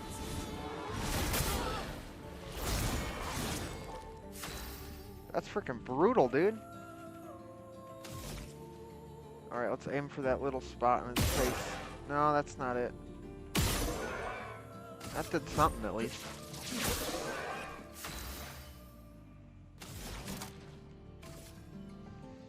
Alright, Mael. I'm gonna need you to heal yourself.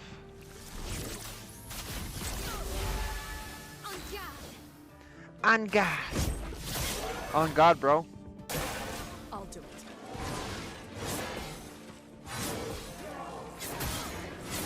Damn it!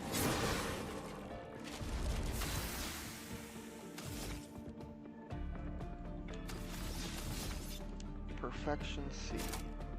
Marking shot. Marking shot! Marked. Oh, you are so marked, bro. I need you to heal up. Heal up, Mael. Oh, fudge. Okay. Nice. On God. Damn it, this would be perfect time for Pierce.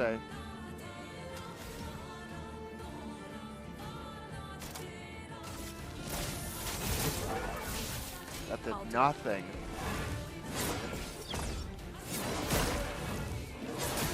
Damn it. Oh, he killed her! He killed her! He killed that poor woman.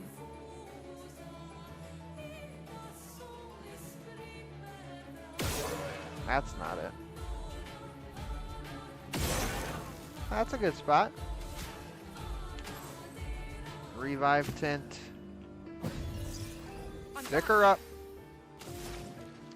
Fire Rage, Thunderfall, Wildfire. Let's try fire. Yeah, he's resistant to fire. Careful now. Damn it! Oh, that's lovely. Fudge, dude. Alright. Healing tint. Heal Luna, she's all messed up.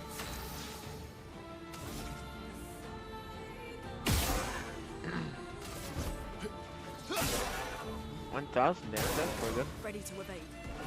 No, you're not ready to evade because you're freaking staggered. Damn it! Oh my goodness gracious, dude. Spill some ink.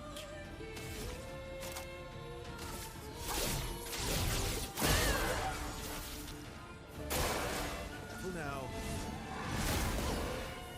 Perfect dodge. Do we have any revive tints left? We do. Yeah, let's revive her. Even though she's probably about to die. Yep. Yep. Dead again. Dead immediately. Revive her. Oh, she's dead again. Never mind.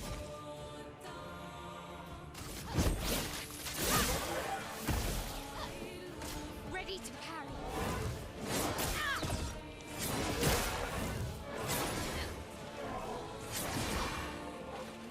Woo! We have any more revive tints? Oh, we do.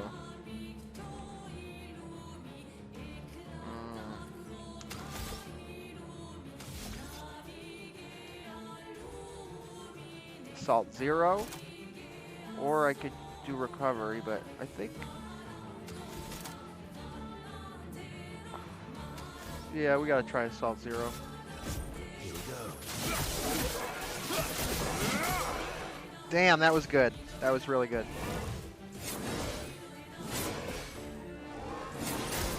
Fudge. You ain't ready.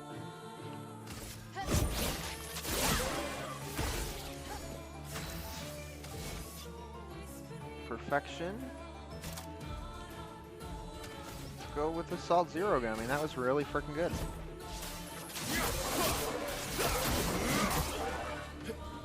On me.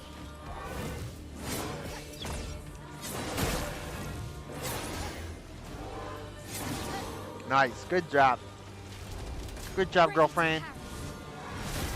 Oh! Just when I frickin'... Just when I compliment you, dude. Items. Actually, you know what? We're gonna let Gustav's stand in here heal ya, cause...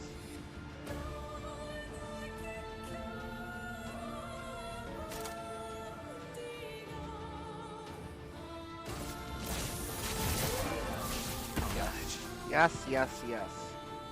Healing tint, heal her up. Ready to parry.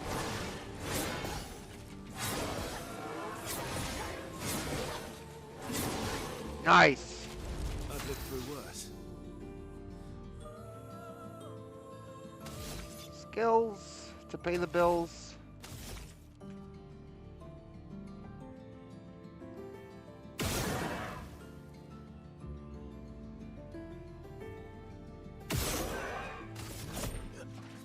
Ciao, 1,000. Oh. Okay. Damn it. Damn it, dude. Let's spill some ink. You know what?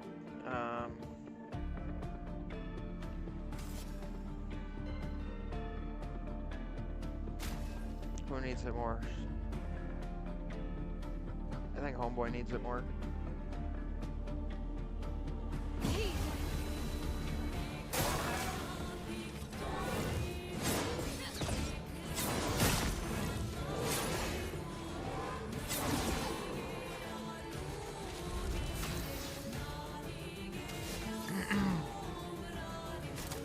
Marking shot. Mark it, dude.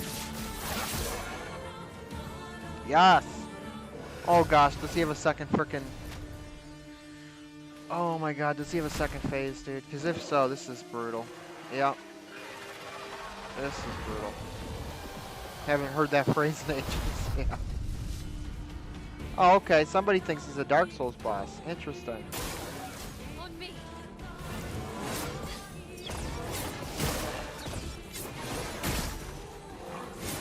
Yep, I screwed up. Yep. I screwed up. Oh, I screwed up big time.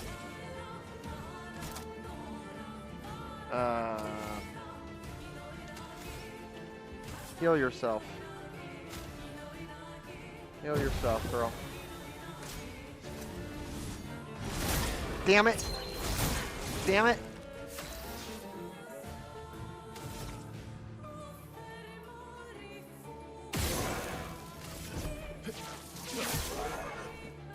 Dude, he's got so much health. Yep, yep. Holy mackerel, dude. I don't know how I just hit that parry. I don't know how I did that. Wow. Per se? Is he marked? He's not marked. Shit. Floret Fury. Do I per se? No, let's go Floret Fury. Yeah, that was weak. That was weak sauce. Not impressed. Wow. Wow. Wow. Come on, bro. And I'm out of heal.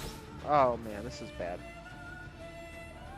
If you ever stop by again, there's a waterfall over here called Cumberland Falls, the Niagara of the South. It pales in comparison to the actual Niagara Falls, but it's still cool to see. Yeah, I live 20 minutes from Niagara Falls, dude. I love it. My uncle's got a statue there. Yeah, that sounds sick, dude. I'm bummed I missed it. Yeah, if you stop by on a full moon, you can see Moonbow, nighttime rainbow. Oh, that sounds awesome. Damn, that sounds so cool.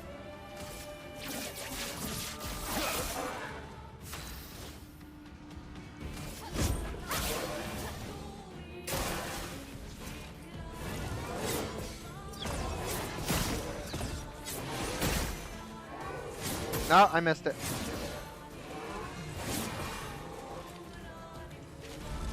Oh, we are so dead. We are so dead.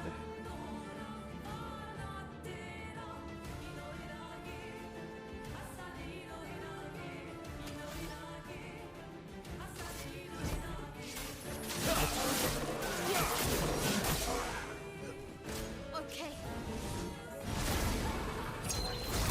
Yeah. I'm ready. Down he goes.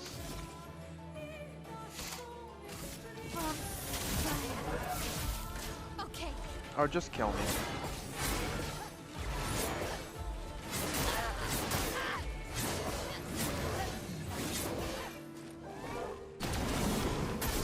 Yep. Oh, good gravy, dude. That's brutal. That's absolutely brutal. 2 phases, and both phases are brutal.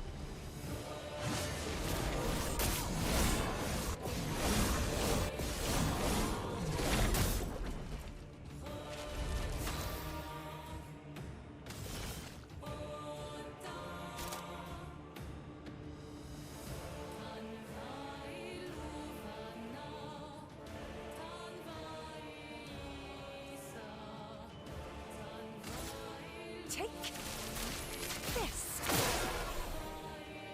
I'm waiting.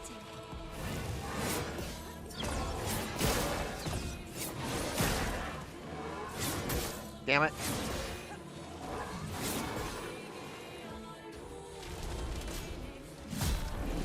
Inverted? Inverted? What does that mean? What does inverted mean?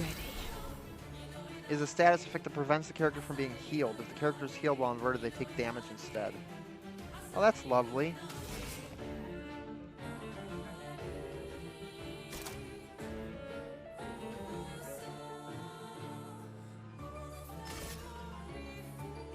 Deals medium single target damage one hit, uses weapons element, heals self by 40%.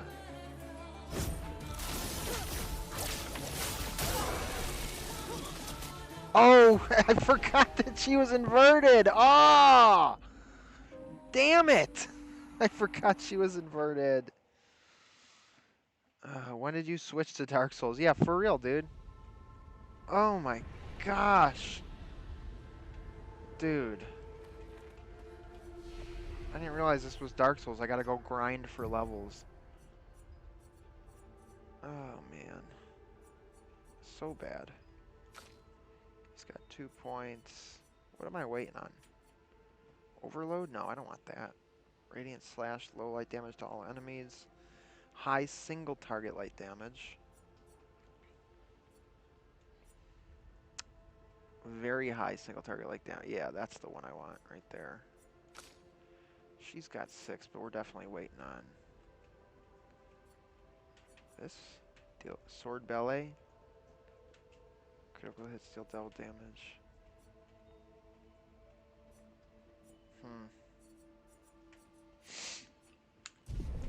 Oh man. What a frickin'... What a marathon of a boss fight, dude. Absolute frickin' marathon. I don't know if I'm ready to go back. I don't know. Alright. I don't know about that. I think we're going to try that again in a little bit. Huh? I fixed the furnace. The valve was corroded, and I put a new one on. I fired up. It's all right. Well, what you sitting on the cellar stairs for, then, if it's all fixed? What you sitting around here for? Well, What you're looking so crabby about? Anybody ought to be crabby, it's me. I walked halfway across town. I'm about... What you so crabby about? Huh? She's down here. Who? Louise, you know, the McKinley gal, or whatever her name is. Where? Oh. That's why I ain't welcome two's company. Three's Shut up. What do I want Gonna to make some time, huh? Shut up. She'll hear you. Where is she? I guess back we there could in do the a little preserve Outer Worlds closet. too. What for? Gonna bring you a jar of apple butter? The old man makes elderberry I do wine. want to try Kingdom Come Deliverance too. Got some bottles It back seems there he so- brought from Ohio or Iowa or seems whatever so it is. in-depth. 3 years old. I sure like elderberry wine. I know it. Well, I tell you, Herbie, I'm a good guy. I'm your friend, Herbie. Trying to decide what Seeing I you got everything want to fixed do up, here. I'll beat it. You don't have to go. I never stood in the guy's way, Herbie. I'll go out into the cold and the snow. Ain't no I'll snow. go right home and read V.C. Allensworth's editorials in the Times, and I'll leave the coast clear for you. You don't have to do that, Buck. Just as soon as I have one drink of elderberry wine. Knew there was a catch in it. Now I'll go right away, honest, Herbie. Hey, you've been telling her about giant flies and things. Cut it out. That thing's dead. I guess If it ever was alive. You got the makings? got some tailor-made. Nebos? Yeah, much obliged.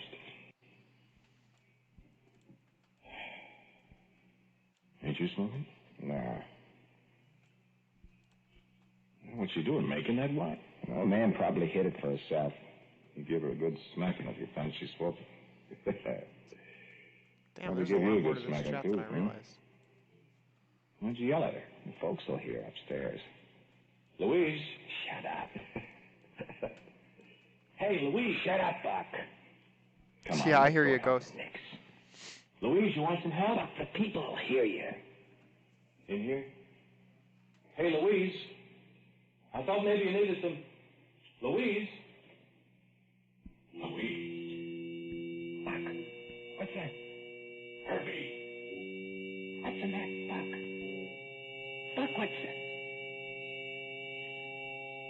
Louise!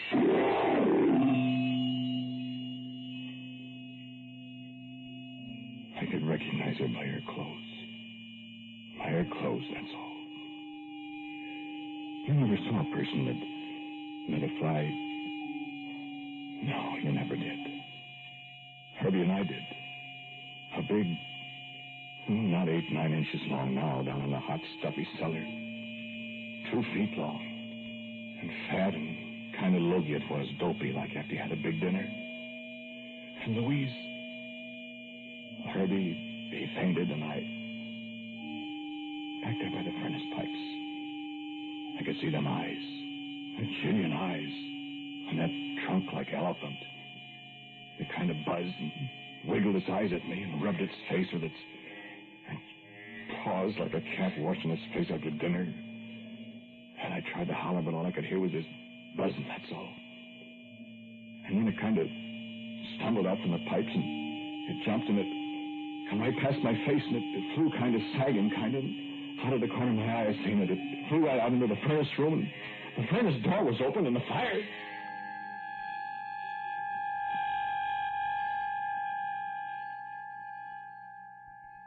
You don't want to hear anymore, huh? There's only a little bit more. You've come this far with me, so... Well, they put us both, Herbie and me, in jail. They said we murdered Louise, but nobody could murder anybody like that. And there wasn't any other evidence, so... See, the fly was dead. Disappeared, and there wasn't anything to go on. So they had to let us go. That's pretty near the whole story. Ain't it, Herbie? The egg? Oh, sure, I pretty near forgot about that egg. And about the egg. Bigger than a hen's egg. Big's a turkey egg. Back there in the dark behind the pipes. I didn't see it. Buck seen it. But I never told anybody about it. So the fly laid an egg? Nobody but you. And when they left us out of jail, we come back here looking for it, but it was gone. Oh, yeah, flies do lay eggs. What am I thinking? Looked, and sure enough, Larva. They call it in the books. You know. I'm retarded, bro. And we took it away with us. And sure enough, this one grew bigger than its father, or its mother, or whatever it was. And every one since then has got a little bigger and a little hungrier. Ain't that so, Herbie? Yep. Hungry all the time. Never let him out to hunt. Wait. Look at him. Ain't he a dinger? First real live pet fly you ever seen. Here, Louise. We call him Louise. Look at them eyes. Jillions of them. Look. He unrolls his trunk. Ain't that cute? Nice, clean face. See the sharp bristles on his legs? Biggest fly in the world. Bigger than a collie. Bigger than a Shetland pony, I bet. And hungrier, too. Come on, Louise. Wake up. Oh, hell no, dude. A Shetland pony-sized fly? Get out of here. Okay, Herbie? No, okay. No. Go on in. No, you I'm talking to. You, he says. Go on in. Go on in. Louise is hungry. What's the matter? Can't move your feet? Sure. You stuck in something? Used to call that stuff fly paper. We got a different name for it now. Yeah, no use trying to get loose. You're stuck for good. And Louise is hungry. Only hurt a minute, that's all.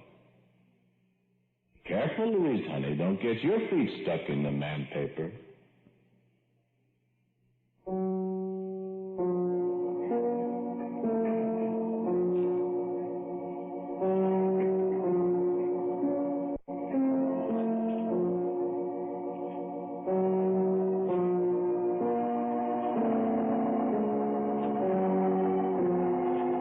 I will give it to Quiet Please. They got some pretty great intro and outro music. The title of tonight's Quiet Please story is Tanglefoot. It was written and directed by Willis Cooper, and the man who spoke to you was Ernest Chappell. And my friend Herbie was played by Jack Lescoulie. As usual, music for Quiet Please is by Albert Berman, and the Sound by William J. McClintock. Now for a word about next week's Quiet Please. Here is our writer-director, Willis Cooper. Okay, Bill? Thank you for listening to Quiet Please. We've got a story for you next week. The strange title of The Hat and the Bed and John J. Catherine. The Hat and the Bed and John J. Catherine. Nice. Nice. All right. Well, I think I'm going to switch back over to Duckov for a little bit. And I think we are going to end up airing this. Totally surveilled by these people, which I already knew. And that was my point to Nick months ago, because we don't talk a lot on the phone. We text a couple times a week. And, maybe every few weeks talk on the phone for a few minutes. He's not a big phone person, just like I'm not. But I've called him a few times over the years, and I've said, listen. Do you ever do noir radio shows? No, I never have. We got a beachhead there. I said, the Democrats hate your ass. They may act like they like you as criticizing Trump. I'm a big targeted. Bill Barr. I'm a big film noir buff. We do watch noir movies 13, 14 on this channel pretty often. Above me on the list to be destroyed. But I've never listened to noir radio. Was working for Trump, and then after Trump didn't know. So I'm just simply saying that who's really bad, who's trying to totally put you in prison. And so I think we can reform the Republican Party. At least we have some shot there. There's no shot with the Democrats. They are rotting. They're beyond rotting. And so we can talk big picture about that. It doesn't mean we go along with bad elements of the Republican Party. It means we got pull here to actually turn them the directions we want. So why not be more optimistic and get what we can get out of something? It's not a lesser of evils. It's being a realist. So there's that. Anywhere else he wants to go. Nick, great to have you on Rumble at Nick J. Fuentes. Thanks for joining us on this live Wednesday, October 29th, 2025 transmission. Hope everybody watching on X and their platform shares the link, because that's what it's about to be a Paul Revere as we battle the 1984 system with the spirit of 1776. But I threw out 5 or 6 topics there. What do you want to tackle first? I mean, maybe we should do Tucker Carlson first. Yeah, that sounds good to me. We could get into that first. Well, I don't know how I got the credit for setting it up, because I mean, I do deserve the credit, actually, but no, I mean, I think you getting in his grill, and then, him calling me and wanting your number, and then you guys talking, and me saying, Nick's misunderstood. I think you're wrong about these things. I mean, yes, I was the catalyst, said you really need to interview him, but I don't know how that was ever discovered, because I didn't say that I was the catalyst. I wonder how that got out. Well, you did tweet about it. You did say a couple weeks in advance, you said it's coming. The interview's coming. I don't know how I got the credit. Maybe that's I gave myself credit. It was trending. When is Nick on? And I said, okay, I guess I let the cat out of the bag. Yeah, I guess so. Maybe that's the case. But no, but I appreciated it. I think you're kind of the bridge. You're the mediator. And, you had just talked with Tucker before, and I know you have a good relationship with him, and I think you recognized that maybe we were talking past each other. I think you were uniquely situated, not just to understand, but also to maybe, arrange this. You understood that Tucker Carlson's America first, I'm America first. Maybe there's a generational divide. He's from the institutions. I'm from the outside. I'm from the wilderness out here. And I think that you recognized that there was a big opportunity for us to de-escalate this and not go for the jugular with each other, and actually just have a productive conversation about where we legitimately disagree. And part of that is you need to actually press the flesh. You need to sit down and get to know the other person and talk and identify what each person actually believes and what you're about, what each person is really about. And that's exactly what we did. We got dinner on Sunday night, and we met for the first time ever. And we had talked on the phone over the summer, but very briefly. So this is the first time that we really sat down, got to know each other. We spent a few hours together for dinner. I thought we had a really fun, great conversation. I think he got an idea of who I am. I got an idea of who he is. Of course, things are lost in the transmission when you're in translation, but also in the transmission when you're live, when you're on a show. When you actually get to meet the person, you get the real measure of the man. As we got to know each other a little bit. And then the following day, we had our discussion, as everybody has seen and commentated on. And I think that what took place was a real conversation.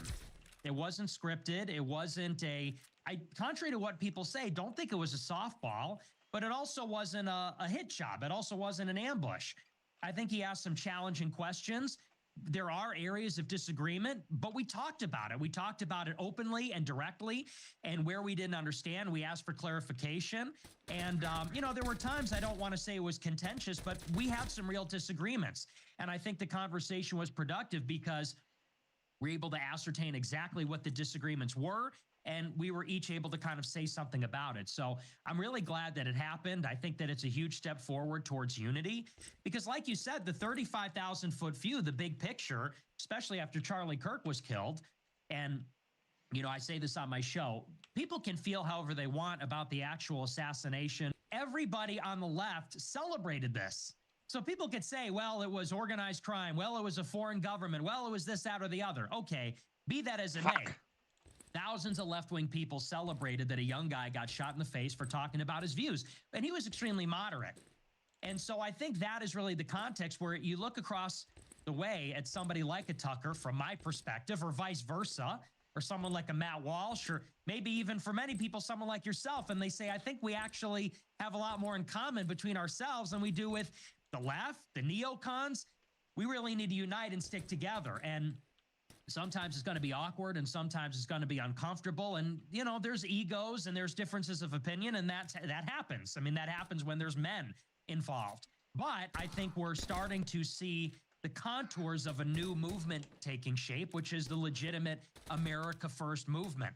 And the timing was interesting. Tucker did a really big show about that just the other week with Marjorie Taylor Greene. I thought he did a wonderful job fleshing out what the America First pillars are. And to me, those are going to be the guidestones going forward. So and I want to talk about that, but Greene is a microcosm, or not a microcosm, an example of what happened to you. You're just a libertarian, Ron Paul, pro-America guy, and you're working over, you know, at the Daily Wire and all this, and they come in and try to indoctrinate you into Israel, take you there, make you their slave when you're just mildly asking questions.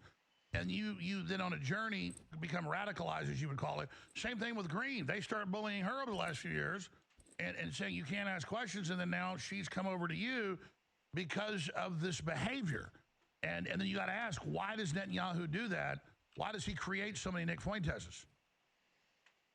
Yeah, which I thought was an interesting question. And the more that I thought about it, I sort of realized if Nick Fuentes were president or Tucker Carlson were president, he wouldn't like that. You know, Netanyahu would not want someone like me to be in power or anywhere near power. So you could say... that's an understatement. Yes, to say the least. But I heard this sort of this insinuation that maybe Netanyahu prefers someone like me over someone like Tucker, let's say, for example. And I would say that to the extent that that's true, I seriously doubt that. But, you know, Tucker says that's the case. I think the reason that maybe the Israeli right sees some benefit out of me is as long as they can control the conversation. As long as I'm on the outside, as long as I'm yelling and screaming from outside the club, and I have no real chance at getting any real influence or power, they're very comfortable maybe with the idea that I could be used as a bludgeon to cancel people, make people look bad, something like that. But I don't think they realize the gravity of the situation, which is that people like myself are now in the majority.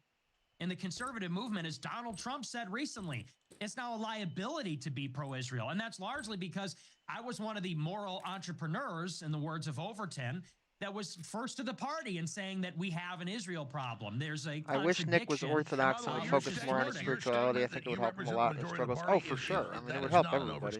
That is a fact. I totally agree. It certainly is, and especially with the young people. You know, I think he's That's a the good other dimension kid, to but it. I think Maybe he's a less kid so at with the the end of the older day. crowd, but with the young people, it is certainly right, left, and center. The majority share my critique of Israel, and I get messages from people I know all the time, people in college. They say, my friend is really left-wing, like he's a Bernie bro type, he's a socialist, but he loves your clips because he loves what you say about Israel, and he thinks you're really funny. And like that's like a thermometer. That's taking the temperature because, of course, just a few years ago, well, everyone hated me. The lefts really hated me. Many on the right were content with me being canceled. And so I think now that I am clearly ascendant, it's sort of undeniable that I'm bringing the ratings, I'm bringing the views, the young people are with me. Now I think that the pro-Israel side is deeply uncomfortable with this. And so that's why Mark Levin... I don't know if they killed Kirk, but I've said you need to... I mean, if Nick Fuentes, God forbid, gets killed, I would then say the first suspect's going to be Israel. Or some crazy right-wing loon that they brainwash. And so let's briefly speak to this, because I saw you talk about this the other day. I don't want to spend much time on these people, but we have the deranged left that has the mental acuity and psychological, historical understanding of a goldfish.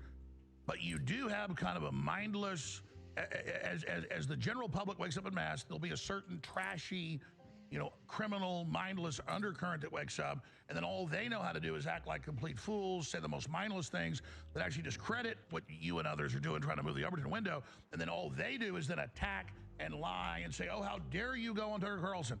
How dare you say, that it wasn't Israel killed Kirk, and now we've said there may be some evidence that we're moving that direction. We're not sure yet. No, the left said we're going to kill him. The left celebrated it. The left owned it. Regardless, you do have these Trantifa doing things. So there is all this leftist violence. So the point is, no, they're like top suspects. We don't know yet. And we go there, and then now they're covering up the trial. Now it's the biggest gag order ever. Now Kash Patel shuts down Kirk, foreign intelligence probe, an explosive feud with Trump's counterterrorism chief. That's coming up. We're going to get to this because now I'm getting not just about Israel, but the whole deep state. Maybe the RNC had motives, like we talked about a month ago. My point is we didn't have the evidence yet, but these people that, I showed up 31 years ago. You've been around over 10 years. That I've known of you. Before that, when you're a little kid, you're doing shows, 15, 16 years ago.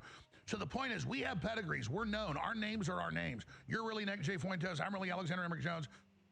But it's this mob showing up, and I guarantee you we know a lot of those are bots, a lot of those are feds, a lot of those are NGOs, and I'm telling you, that's who they're going to use to kill you or I or others. So they'll say it's some deranged right-winger. I'm very concerned about it, and you spoke to that quite a bit in the last few days because, it's really an issue, and I don't like Hitler, and it was an anomaly and all the rest of it, but those people need to know, as this happens, and if we don't fix this and we go into another World War II mode, which I don't want to happen, all the scum needs to know there's going to be a Night of the Long Knives for the SA, for the Ernst Rohms, because the street thugs that kind of boil into this, as the aristocracy of a new system sets up, the obvious thing is going to be to cut out. I sold my screwdriver. Fat. Damn now, it. I'm using a World War II analogy into all this. Give us your take on that. Well, I think what you're saying is totally true, and it's funny because this has been a conversation. I'm sure you've been having this conversation on some level for many years, just as I have. I mean, for the past 10 years, for as long as I've been doing the show. And we've called it many different things in my circles. We called it the optics war, and there's been all sorts of disagreements between Wignats and Groypers, alt-right and alt-light, all these different kind of things. And I guess the way that I would frame it is I would say that I am ruthlessly committed to realizing America first. I'm not here to do a show my entire life, although if that's necessary and that's what it takes, then I will do that. I am here because I actually want our people to have power. I want real Americans that believe the things we believe to actually have power and actually fundamentally change society. And I know there's a lot of people that they're not thinking that way. They're not thinking backward of what does it look like 10, 20, 30 years down in the road where we actually have political power, where we actually are the ascendant dominant movement. We have to think backwards from that and think practically, how do we get there? What's the roadmap? And I know there's a lot of people that are angry. There's a lot of people that they're getting red pilled. They're waking up, they're getting all these ideas. And I think that it crosses over into self-indulgence when they want to scream and yell, they want to do their best Hitler impression, they want to get really angry, they talk about political violence. And I get where the emotions come from, but as someone that's been doing this for 10 years with serious and ambitious goals, we have to put the emotions aside. We have to put that sort of thing aside. And anybody that is not... We can't let the retards run the movement. Yeah, precisely. And we can't let them sabotage it either. Anybody that is dragging us down or getting in the way, they are effectively operating on behalf of the enemy. Well, let's be clear. Exactly. Politically, populism, Christianity, resurgence of the West is in ascension, only allowing the dumb, mindless scum boosted by the left, who the left wants violence and the ultra retarded right wing wants it. No, we're winning with ideas. Violence is not the answer. And they call you a sellout. You work for Netanyahu. You're a pussy when they're not out doing engaged in violence. No, most of those are feds. That is a setup.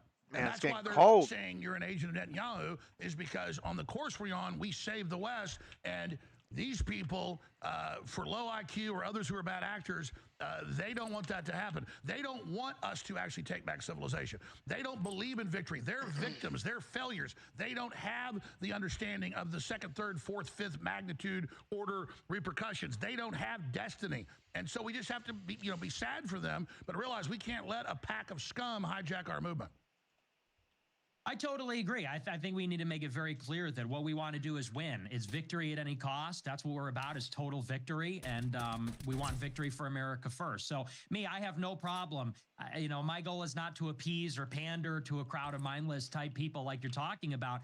The goal is victory at any cost. And that means being pragmatic and being practical. That don't sound too good. And it means having, like you said, an understanding of second, third, fourth order consequences. It means having understanding of how these systems work. So I'm totally with you. And that's why I like to say on the interview with Tucker, my interview with Dave Smith, it's like, when we take power, we don't want to hurt anybody. We're not cruel or hateful or weird people. And I even don't like the word radicalization. They like to say that I got radicalized because of Shapiro. I think I'm actually the sensible one. What's radical is the mass migration. What's radical is 100 wars for Israel. What's radical is I use that term as people know that term. I mean, I agree. The radicalization of that, trying to make you hate your country, hate yourself, hate your religion, is what triggered you to change course. Right, and I understand using it in a colloquial way. I'm just referring, broadly speaking. People like to kind of take my story and say, this poor man was turned into a monster and a villain because he was abused. And my message is always, I was right. I was right first. I was kind of right talking about mass migration, talking about Israel, talking about all these things really from day one, and it's just taken everybody else a little while to catch up. And just as it was then, as it is now, we still don't have time for people that are sabotaging our efforts. And sometimes they do it through no fault of their own. I think you're right. There is a great deal of, maybe there's federal informants or federal assets. I also think there's a lot of people that are social defectives. I think there's a lot of people that are just very emotional. Maybe they're just sort of not very bright. And unfortunately, we don't have the time or it's the luxury to take care of them. Well, we it have also to makes just them feel powerful. Take people who have real names, real track records, who put skin in the game. People come to our houses to kill us. We've been attacked. And then you say, no, they're not real. I am. It's like stolen valor. It's like if you go out and wear a Green Beret uniform and try to collect money at Walmart, the only real and you were one. never in the military. It's stolen valor is what it is. And so I don't think, and I'm not trying to say I'm tough and I'm great and I'm wonderful, but I got one hell of a track record. You've got one too. I'm the real deal. I got skin in the game. I've left blood, on the field. And there's just a bunch of people that are just as bad as the left that want to point at the strong man in the arena and sit there like a critic and claim they're good when we don't even know who their names are. They're cowards, and they need to be addressed, and they're anathema, and they're one of the biggest problems we face. And they're the people they're going to send to kill us. Yeah, I think that's been the very small minority, though. I think for the most part, a lot of people that are anonymous, they just don't want to lose their jobs. And so, I'm not really against anonymity. I'm talking about anonymous people claiming you and I aren't real. When the results you can't argue with. I totally agree with you, and that it needs to be said. But I agree, it's a small percentage of bad actors. And the good news is I think most people recognize that's what that is. They see that I'm on a generational run. They see me with Tucker Carlson. I'm and on they a say the ideas generational are run. being mainstreamed. Like, we are winning. And it's a good feeling that the ideas are getting out there. We spend too much time on those people. I want to talk about the EBT cards going out, the left that's degenerated beyond degeneration. Yeah, that is I want to pretty, get into Venezuela. I want to get into Trump. Nick pretty Fuentes is our concerning. guest. Share to live feed now. We'll be right back.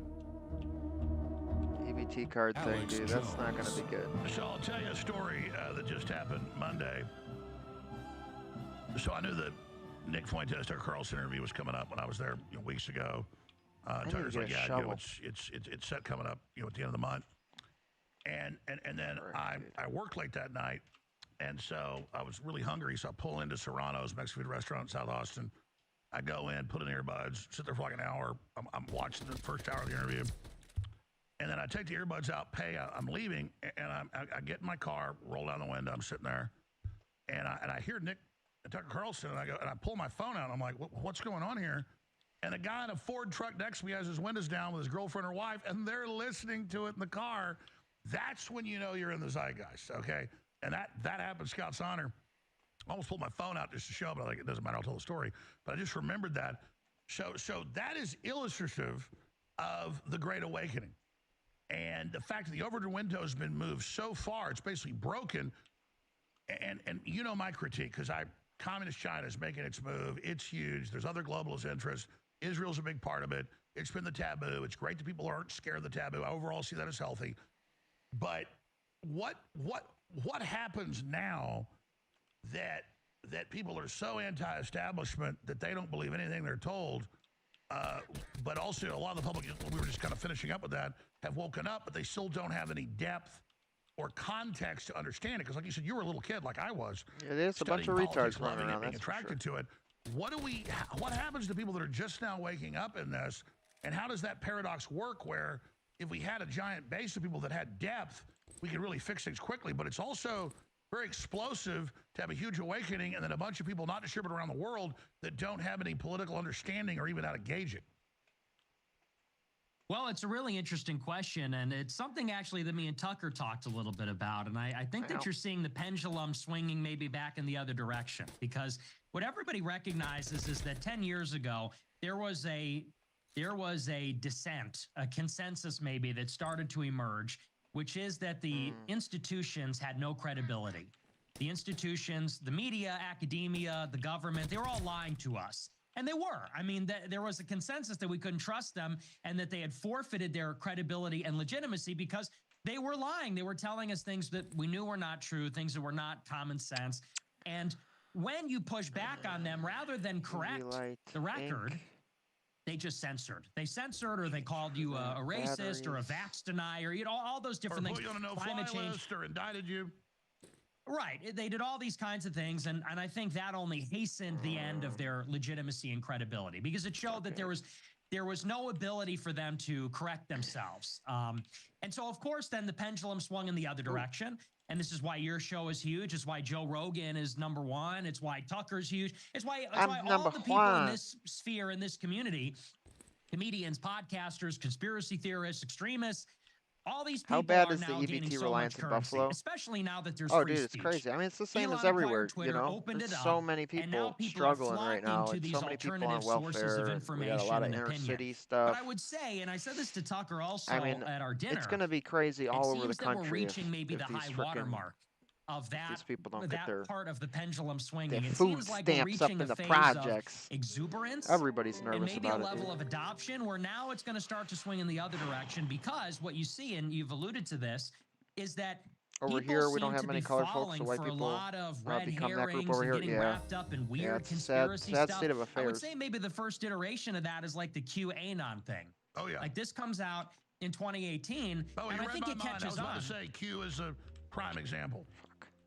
Right, and that was one of the first ones, and it was substantial and major, and it caught on because it sounded correct. There were a lot of questions the QAnon people were asking that were kind of legitimate questions. They were connecting some dots that were there, but of course the whole conceit of it was false. You know, the idea that Trump is a shadow president, or, you know, that any of that stuff was real, it just wasn't. And that was maybe kind of like the first big wave of that.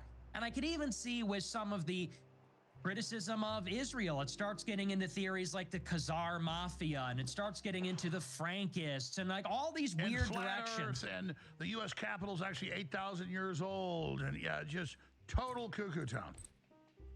Right, the kookery, the Tartaria, all that kind of stuff, I would consider in the same vein. And so I think we're in a position now where either the institutions, they have a chance at gaining back their credibility, and I don't think they're going to take it, because you look at the moves being made in media, and like TikTok is censoring more. It got bought by Larry Ellison. CBS brought Bari Weiss in. So they're getting worse, not better. What you tend to see in a situation like this is just classic tyranny, which is that the political movement or the political leader that is the most adept at manipulating the whims of the masses, that is the person that is going to rule the roost. And so whatever form that takes, I don't actually know if it's going to be left-wing, right-wing, economically populist, if it's going to have an identitarian flavor. Well, let's quantify what you just said. To interrupt what you're saying, what you're saying is totally true. If the establishment doubles down, that is the wrong course for them. I'm not even defending. I'm saying for them, it's bad.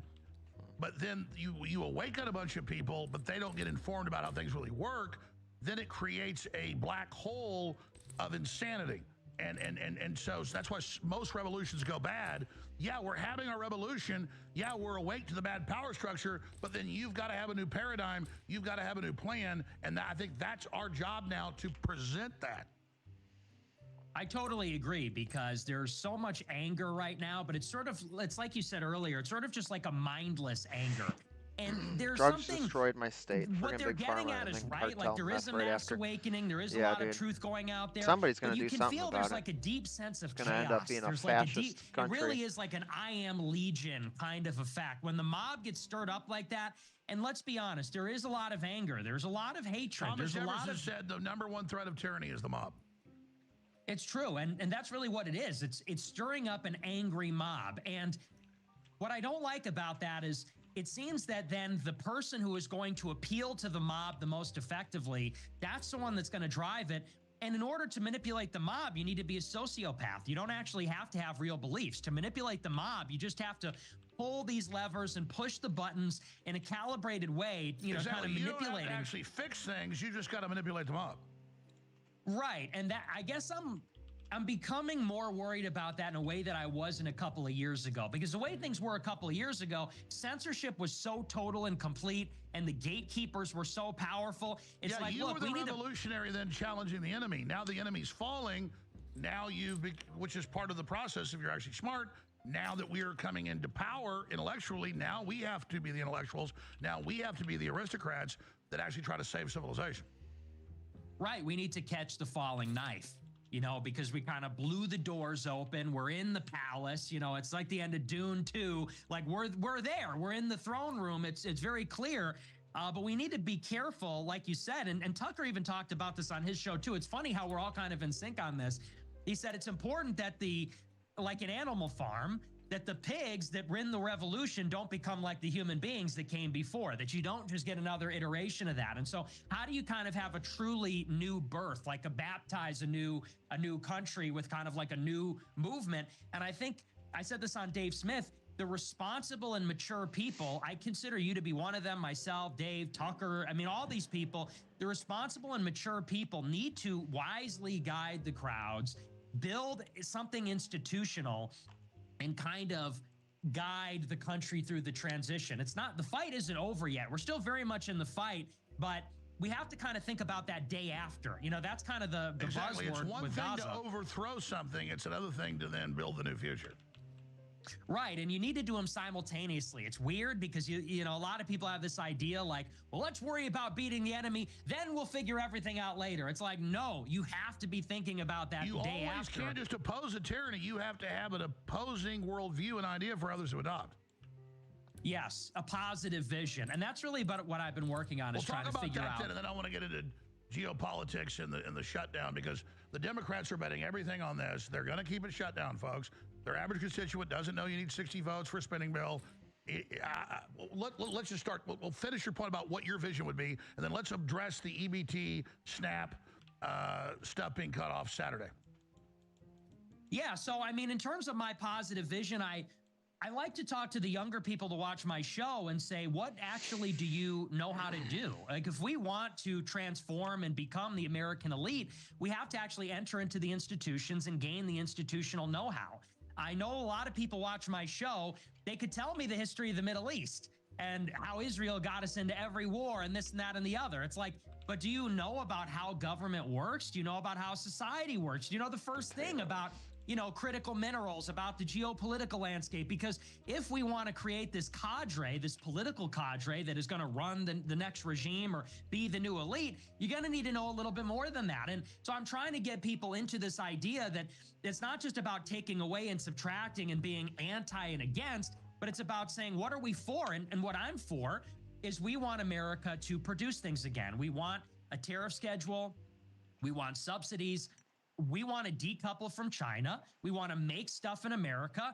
And we want Latin America, the Western Hemisphere, to be our periphery. We want to it's worrying, dominate the Ghost. landscape I'm here. very curious And I to think see that if we can get things where this straightened out country at goes home, in the next and that 20, means law 30 and years. order, that means safe public I have a transit, feeling that it's means going to be nothing cities like what that it is are now. livable, that are prosperous. It means that we have industry. It means that we have control over the borders. We're going to have to remigrate a lot of these problematic people that have come here in the past 20 years. if we can get things settled at home and produce things and be safe and be, have kind of a predictable society again, then we could project power abroad and we can keep our civilization. That's kind of the rough sketch. By the way, this gives me faith. Oh, we're going to go to war with Venezuela. It's going to be great, guys. It's going to be awesome. I know people that know what they're saying, people that act like they know. You know. And I'm giving you a few speeches on air and a few off. And what I was saying was, I try to post something about China, 95% rare earth mineral control, which they've cut off now. And I'm like, I try to post a video. All I get is cover up Israel, Israel, Israel, only thing. No, we can know all about Israel, oppose that. But to be real masters of this, you've got to know all of it. And people can't be territorialized and so mindless where they only know about that. You'd actually know what Israel was doing that was bad, or other groups, if you actually knew all of that. And this is the adult discussion, because we are winning. We're getting rid of an old power structure, but now we have to be ready to intellectually bring in the new one that is not just sustainable, but is prosperous and upwardly lifted and just amazing. And we are there. And so many people have been in the underdog position. They're not ready to actually lead and actually be in power. And that's where we are. So looking at the Democrats' plans, I think the best way to go at this, and then I'll get into Venezuela, and your great realist breakdown, which I 100% agree with. What do you make of the shutdown? We're at day 29, or day 30, and the Democrats, despite the polls against them, going all in on this to cut off 40+ million people from their welfare checks and EBT and SNAP on Saturday. Oh, they're trying. They're trying to create chaos. You know they're trying to create it. I agree with you. This has got to be crushed. This is a premeditated insurrection plan. Looking at the angles, how do we counter this? How do we message this? What do you think's coming? Whoa. Well, it terrifies me that they're taking away the food stamps, because if that's legitimate and they take away all the food stamps, I mean, you're going to get civil unrest. You're going to get some serious problems over that because people are going to feel it.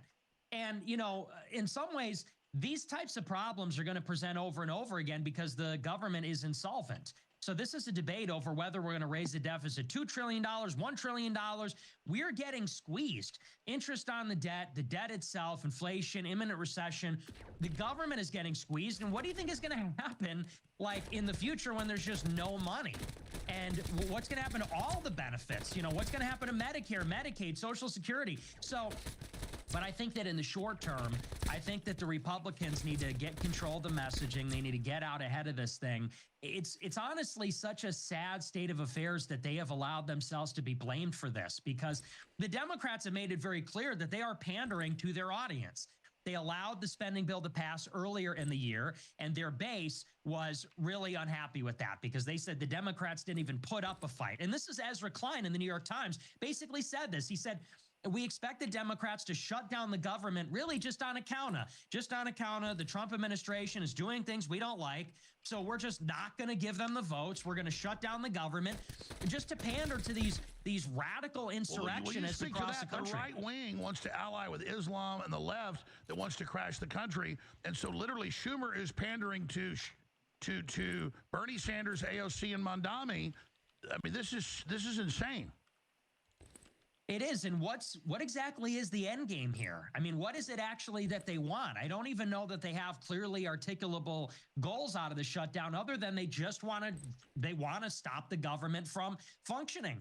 They're in total panic mode. Everyone, record low approval, record low campaign raising money. No, exactly. This is just pure throwing a fit. Trump should address the country and point that out. I don't think Trump should have addressed the country every freaking day, dude. They should be hardcore on this. Should be like, hey, this is what we're doing today. Well, and they're just so disorganized. That's what's disappointing, because across the board, it's an insurrection. They're getting in the way of ICE. They're getting in the way of federal law enforcement. They're attacking federal law enforcement. They don't want illegals to be deported from the country. Now they won't let the government function. And it seems like there's just not a level of organization or coordination or competence coming from the administration to get control of the situation. And I'm like getting flashbacks from the first term where it's like, the government is incapable of doing anything other than making these like gestures towards its base, other than making videos, other than, trying to convince the base that they're trying their best. We want to see them do it. Trump won. It's his vengeance. Like, he won in a landslide. He got the mandate. Governor Pritzker for racketeering, for insurrection. He said resist, fight, block federal agents doing their job. People Come want on, to have see metal that. It'll plates on fold you. like a house of cards. Indict that fat son of a bitch. Yes, bring down the hammer. Bring down the hammer on all of them. And you need to be in the media. You need to have a message, and you need to have a whole of government and the Republicans approach. are still somewhat awake compared, but they're still in a bubble. No, there's going to be a national orgasm when the gloves come off. Because, again, I tell you, Cash, Bondi, they're not even bad people. They're cowards. They still believe the left has power. I'm not sure about that. I think they started it. They wanted it. I'm They starting want to to destroy think the country. Cash is a bad You explain person, this well. Crush them. Crush them. People want them to be crushed. Come on, I need one metal plate for frick's Well, that's sakes. right, because look, as long as the Democrats believe that they have hope in this situation, they're going to resist Trump. And in other words, that they're going to get away with it. That's really the problem, is they know the administration is never going to take it seriously. They know they're never going to face any consequences. Why do you think these idiots in Chicago or Portland are attacking ICE and DHS? It's because they know they're going to run away and there's going to be no consequences. One metal plate. That's all I need. If they get arrested, a Soros judge will let them out. Right. Even if they get arrested, they're going to get released anyway. And so there's a word for that. They're becoming emboldened, and this is escalating. And the more that they're able to get away with it, the more they're going to escalate their tactics. And the federal government, as long as it keeps meeting them with half measures, we're just sort of holding hands, walking down this street together towards this escalation between federal and local law enforcement, federal and local authorities, and it's not going to go anywhere good. And that's why I said with Tucker, you need to get ahead of it and you need to crush it. And by crush it, that means swiftly and overwhelmingly. It has to be rapid, fast, and it needs overwhelming force. And the message needs to be, we're not playing. You can't resist the federal government. You can't resist federal supremacy. Shit. We're not playing around. And if the Illinois governor and Chicago mayor, if they want to try and jam this process up, that's unconstitutional. That's not the social contract. You're going to jail. You can't be allowed to do this. Look at Newsom. Monday, he says, the feds have no right to oversee elections. The feds oversee world elections. It's in the Constitution. Anybody can overobserve. The idea that the feds can't, again, people go, oh, you're being pro-Fed. No, it's the federalist system. It's the balance. It's completely out of balance. Exactly, and it's like with illegal immigration. According to the Constitution, that is the federal government's purview to enforce the borders, not the states, not anybody else. Pure it's the government. Pure. Right, and they're not military, so you can send Border Patrol and ICE into the cities, and you have to let them do their job. This is like secessionist Civil War kind of talk when they say, oh, we need to resist them, and you have these press conferences where they're standing together. That's a straight-up insurrection, and the longer you let this go on, it's just going to metastasize, and it's going to be harder to put down later in the future, and it's just going to get worse. So that's why I've said the admin's got to come down and absolutely crush it, but it's like you say, they're too weak. They're afraid. They won't use the tools that they have. And this is why I was so critical last year. It's like, yeah, they could stop it if they wanted again to. With BLM in 2020, or, Antifa. And as for China, I think China's bad. They will never I don't think it's either or, put it to an end, and they need to. Like, that's I the think only they're bad, solution but at this point. I agree. So, I watch your show a lot. I mean, you do like 2-3 hours a night. I probably watch an hour a day, but when I'm driving and stuff. But your analysis, I don't know if you saw mine, but it's the same thing. It's the Monroe Doctrine. They're killing hundreds of thousands a year with drugs. They're funding the Democratic Party on record. They're manipulating elections. This is not neoconism, all the wars the last 30 years. This is realism. This is what we're supposed to do. So can you spend a few minutes on, because people say, oh, you sold out. Well, I didn't get a check. I didn't know that. No, I know the Monroe Doctrine. I know Thomas Jefferson, the Barbary Pirates, what he did.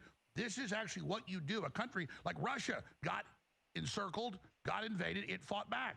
Not saying Russia's perfect, but it's their backyard. They have a right. This is our backyard. What Trump's doing in Venezuela, I see is constitutional. I agree with you that the response he can be set up by the CIA Bad Pigs 2.0, and we can debate how it's done, but overall, his move, we're under attack. These are equivalent of missiles killing millions of people. You spoke to that. Can you recap that? Yeah, absolutely. I mean, I say this all the time. I'm not anti-war, and I wouldn't even call myself a non-interventionist. I'm a realist. I think that the United States has this awesome wealth and awesome power, and there's nothing wrong with that inherently, to use that power to secure the interests of America. And historically, what has always been the strategic interest of America is to control the Western Hemisphere. And the reason for that is very simple. We are not threatened by Europe. We're not threatened by Asia. A big reason for that is because we have the Pacific and Atlantic Ocean separating us. So, you know, any kind of invasion from a great power over there doesn't have a direct threat against the homeland because we would see it coming. They'd have this logistical challenge of crossing the ocean. That changed a little bit with nuclear weapons and missiles, but that still is generally true. To go back and fix so that what bridge. that means then is that in order for America to keep the homeland safe, what we have to worry about most acutely and imminently is the Western Hemisphere. You know, maybe Iran is not a threat because they're literally on the other side of the world, but Venezuela is close to home. Cuba is close to home. And the perfect example is the Cuban Missile Crisis. You have a adversarial, hostile regime in Cuba. And although the Cuban government is not able to challenge the United States directly or existentially, if they're allied with our strategic competitors like the Soviet Union, they could one day host a nuclear missile that's within striking distance of the United States. And no ABM system is going to be able to prevent that from happening. And Maduro has 5,000 Russian missiles he's going to use. He's allied with China. He's running his mouth. He's the piggy bank for the Democrats. You want to cut the Democrats off. This is bigger than USA. You cut that off. Exactly. So this is America first actually coming back. You're saying if you were president, you're looking at this, you see why Trump's doing it.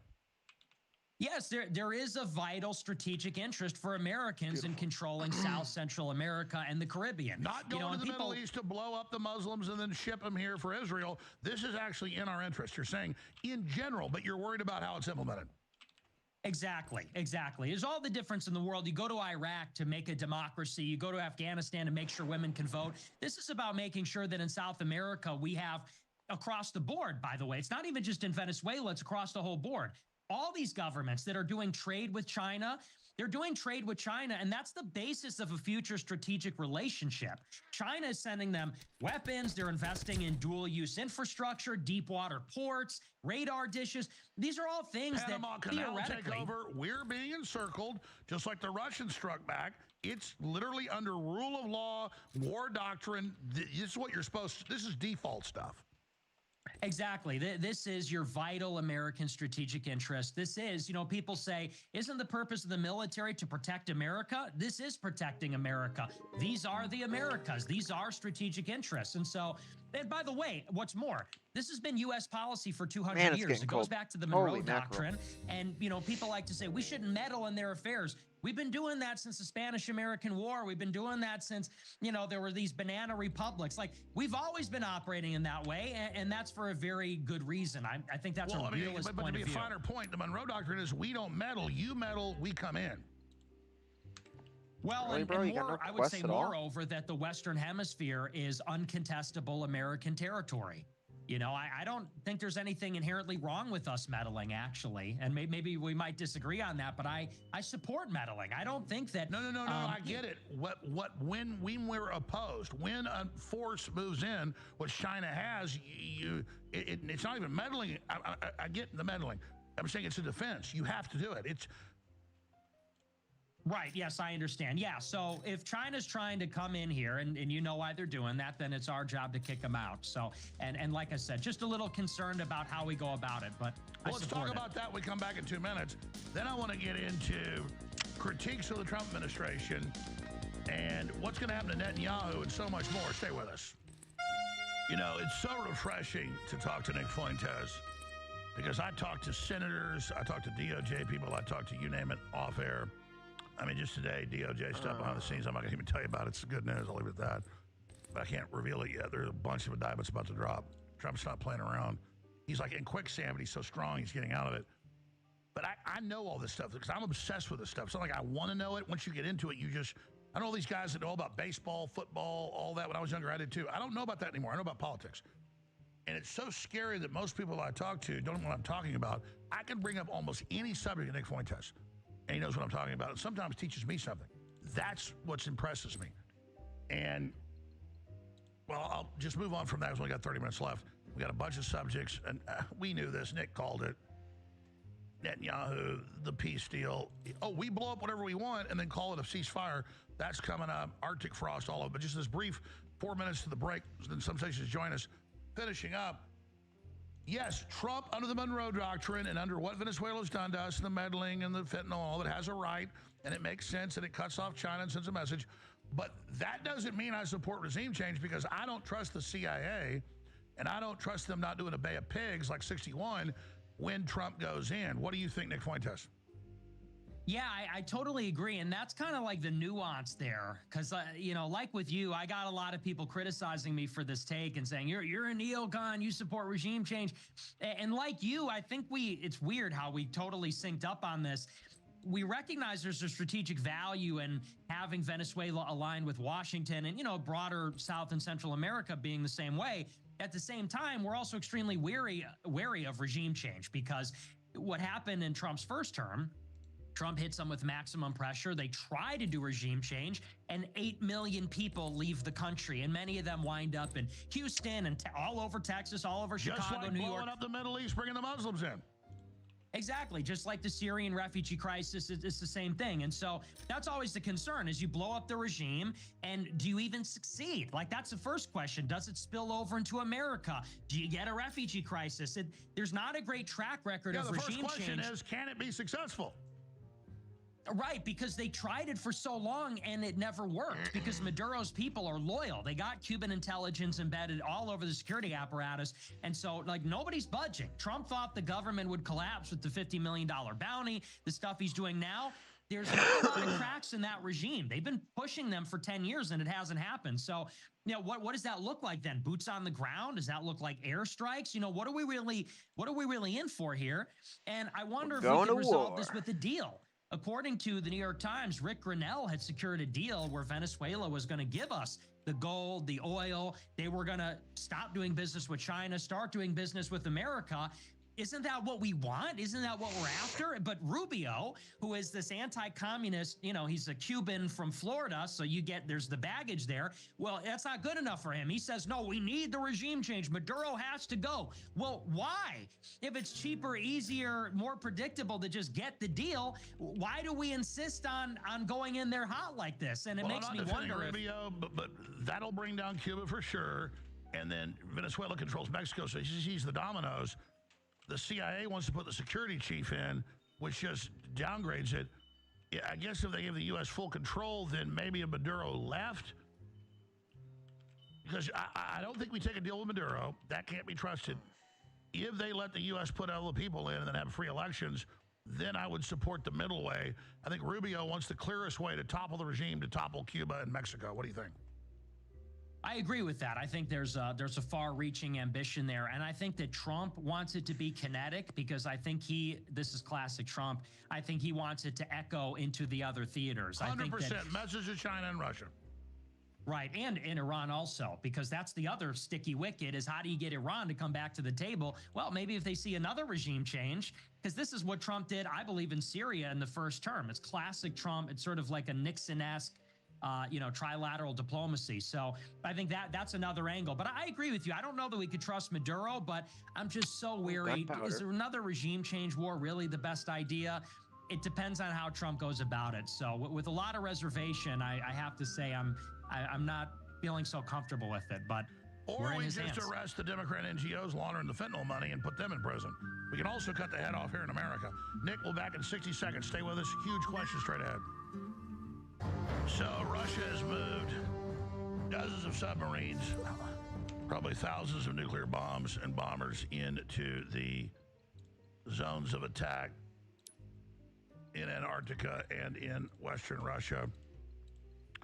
You have Trump admitting that Zelensky doesn't want peace. NATO doesn't want peace. Trump said no to cruise missiles 2 weeks ago. So now the Northern Group, that's an alliance of NATO, headed up by Starmer, the pedophile protector, Grandmaster, Lord High Protector, says they're going to start bombing Russia as early as next week. This is insane level stuff. So there's that going on in the background.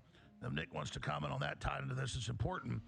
But Israel says ceasefire back after strikes kill more than 100 in Gaza. They launched the biggest attack since the ceasefire, massive attacks.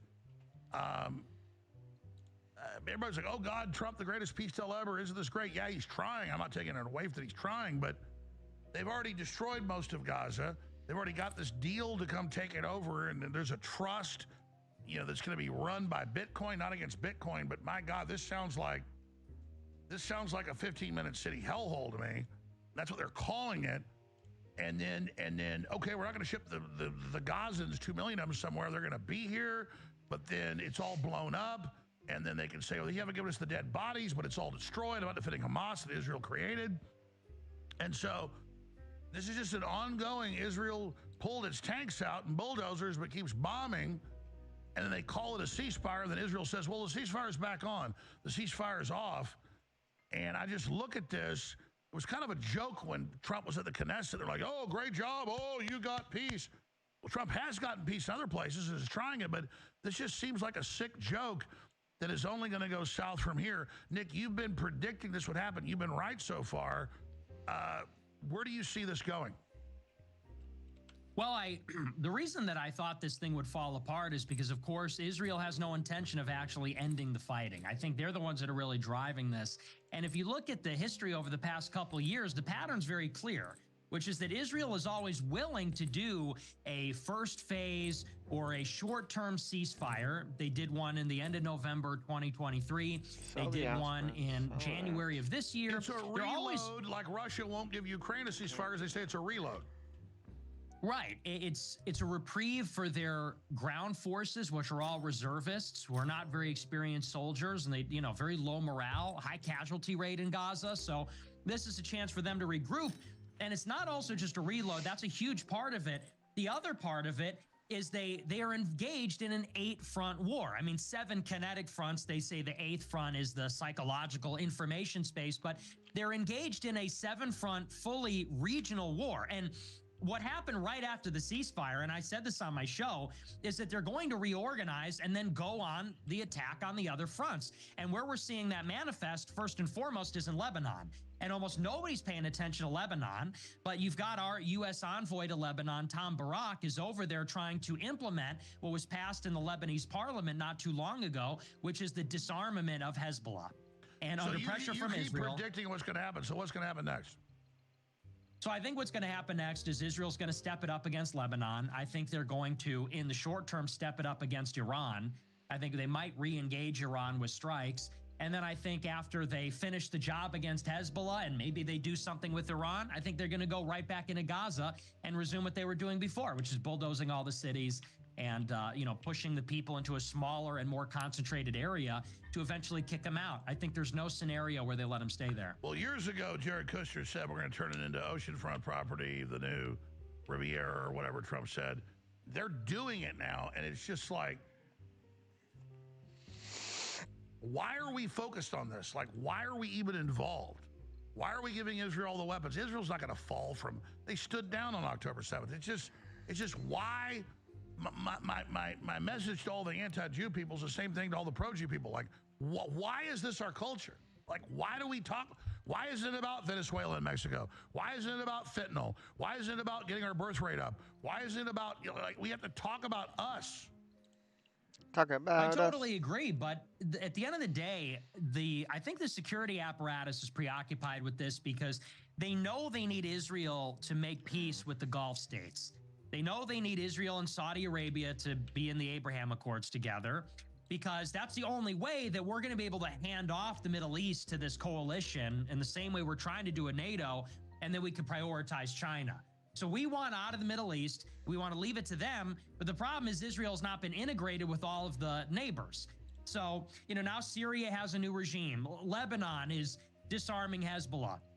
In order for Saudi Arabia to come aboard, they're going to need Israel to wrap up this Palestinian thing. And so for everybody, it's just become like a major inconvenience. And I know that sounds horrible, but that is how they look at it.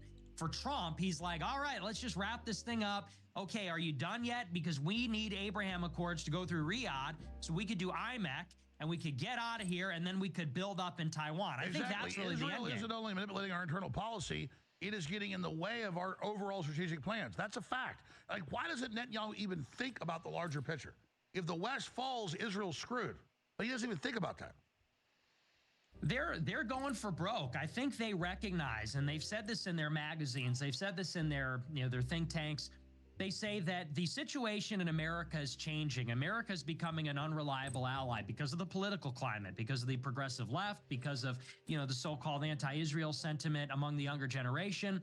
And they know that if they're relying on America for their security in 10 or 20 years, there might be a question mark there. And so I think this is their go for broke. This is their once and for all push to decisively defeat Iran, all of its proxies, roll up Palestine, and kind of figure out all their strategic problems in one go. In one, it's going to be tough. They're going to be under a lot of pressure. They're going to engender a lot of hatred. But Netanyahu's basically said it's worth it. He says everyone's going to hate us, but we're going to win, and then they're going to get over it, and we won't have these problems anymore, and then we can really take control of the security situation for the whole region. And so from their point of view, it sort of makes sense, I guess. It's just that the United States maybe doesn't recognize that they're kind of holding us up. They're totally set against our foreign policy here. So it would be good for the United States to wrap up. Who does Israel ally with in the future? I think they'll be allying with China. I think they're Belt and Road, just like Saudi Arabia is. The Chinese credit will come into the Gulf countries. The Gulf countries will spend their money. You know, they have these facilities. They'll spend the money in Israel. And I think that, Israel, like every other country, they'll become a middle power. And they're going to take what they could get from both sides. They'll take what they get from America. They'll take what they can get from China. And, they'll kind of double dip. And this is what a lot of countries are doing now. Under Biden, this exploded when Emirates and Egypt joined BRICS. Argentina was going to do the same thing. Brazil is doing this, security from the United States, credit from China. So I think that Israel, they're getting ready to ditch us. That's the thing. It's like now that we've made them this power, now they're going to say, thank you so much. They're going to cut the cord, and then they're going to be able to engage, in a region without any real threats. No, I totally agree not with as that an ally at all. analysis. And then you've got the pathetic Christian Zionists, as Tucker said with you, that is the most disgusting group. They don't know anything. They don't understand anything. And they just literally worship whoever's in power in Israel. Shifting gears, the time we have left. Arctic frost. Documents came out months ago. Tulsi Gabbard, all of it. Spying on U.S. senators, spying on Congress. Now spying on me without warrants, getting my cell phone, all confirmed. I talked to FBI. They looked at the codes that are on this. It was a total dragnet. Find money laundering, find gambling, find insider trading, find anything. Every code is there to all the FBI field offices. Get the American people. I'm actually honored to be at the top of this list with what Jack Smith's doing. But now this has been released. We put it through ChatGPT. It had the same findings. This is a major scandal, and my fingers are getting freaking frozen. Itself and Todd I'm gonna have to go in soon. Who killed criminal investigations into my persecution. Will Trump continue to have this blind spot to have Democrat, Southern District, New York people like Todd Blanche in there? From all my sources is the problem. I mean, what is this thing Trump has about Bill Barr working against him? He now knows. Won't even criticize him. Todd Blanche, all of this. What do you make of Arctic Frost, these new documents that just came out? Well, it doesn't surprise me at all. Those Bill Barr documents came out not too long ago, and it seems just like a rehash of that. And this has been going on since the Obama administration. Let's explain that. You're in those. In fact, pull up the Bill Barr documents, guys. Let's put them up. You and I are at the top of the list 4 or 5 years ago to get, and we get more documents. Same story. I don't think I've ever been up here. What else does America need to know? Here are the bad guys trying to get us. Why? Or the North Mountain. Back to Arctic Frost. Right. Well, and I was going to say, this goes all the way back even before Trump won the election. In reality, this goes back to the FISA warrants that Obama sought in June 2016 to spy on Trump Tower. And it's amazing because Trump is always trying to relitigate this kind of stuff and say, they spied on my campaign and got caught. Wasn't there a big report that came from the DNI a few months ago that said Obama broke the law? They about the 2016 documents that Obama Oh yeah, we can't hold them accountable. We can't hold them accountable. Right. So yeah, no, we have. Yeah, fucking do something about it, dude. And yet it seems like nothing ever happens to these people. We just had the congressman that heads the committee, Representative James Comer, deliver, he said, on a silver platter, total proof to Bondi of all their criminal activity and the auto pin and Biden running. Just total proof. Nothing's being done. So yeah. But here's the good news, Nick. Trump the pressure's on. Remember that tweet a few months ago against Bondi? He's not going to put up with it. What do you think's going to happen? I think they're going to blow it. I'm a little more pessimistic than you are, but I think they're going to blow it because for whatever reason, and like you said, it's sort of inexplicable. He doesn't want to talk about it. He's not going after these people. He had no drive to do it in the first term. I don't honestly see it in the second term. And he's going after James Comey and John Bolton for this nicky knack kind of stuff. You know, James Comey lied under oath, John Bolton classified documents. This is nothing. I mean, I really am disappointed I agree with you, but what I have seen is when we light fires under their ass, then we get results. So it's up to us. How do we light fires under their ass? Who do we need to go after? Well, it's Pam Bondi, it's Kash Patel, and it's Trump. The problem is I don't know even who's listening, because there's so much pressure, for example, on like the Epstein files, and then they're not going to do anything about that. And there's so much pressure about the deportations, and they're not doing anything about that either. It's like, so I wish, I mean, I would say, of course, you talk about the DOJ, you'd go for the FBI, you'd go for Trump himself, maybe Vance might listen if everybody loves him so much. You know, he seems to have his ear to the ground. He's got his finger on the pulse. I think he's a very good politician. Maybe you talk to him, but honestly, I just, where do you think the motion is in the administration? Who do you think is, maybe has the most from my gift? sources, Vance is fully awake. That's why when you've been critical, I get your points, but he gets it. He knows he's going to prison if we don't do this. I mean, look, Todd Blanche is a goddamn piece of shit. So, excuse my French, folks, but I mean, he is blocking everything. Pam Bondi just is literally on TV, dumb blonde, Barbie 2.0, not trying to be mean. Patel's just flying around having fun. And Trump's just got to get rid of these people, man. I mean, this is like, we're doomed. I mean, it's just so simple. I mean, I got an FBI whistleblower coming on in about an hour. Did you know the guy that ran Arctic Frost is still at the FBI? Shit. Really? Yeah. Wow. We're going to name names. No one even knows this. Yeah.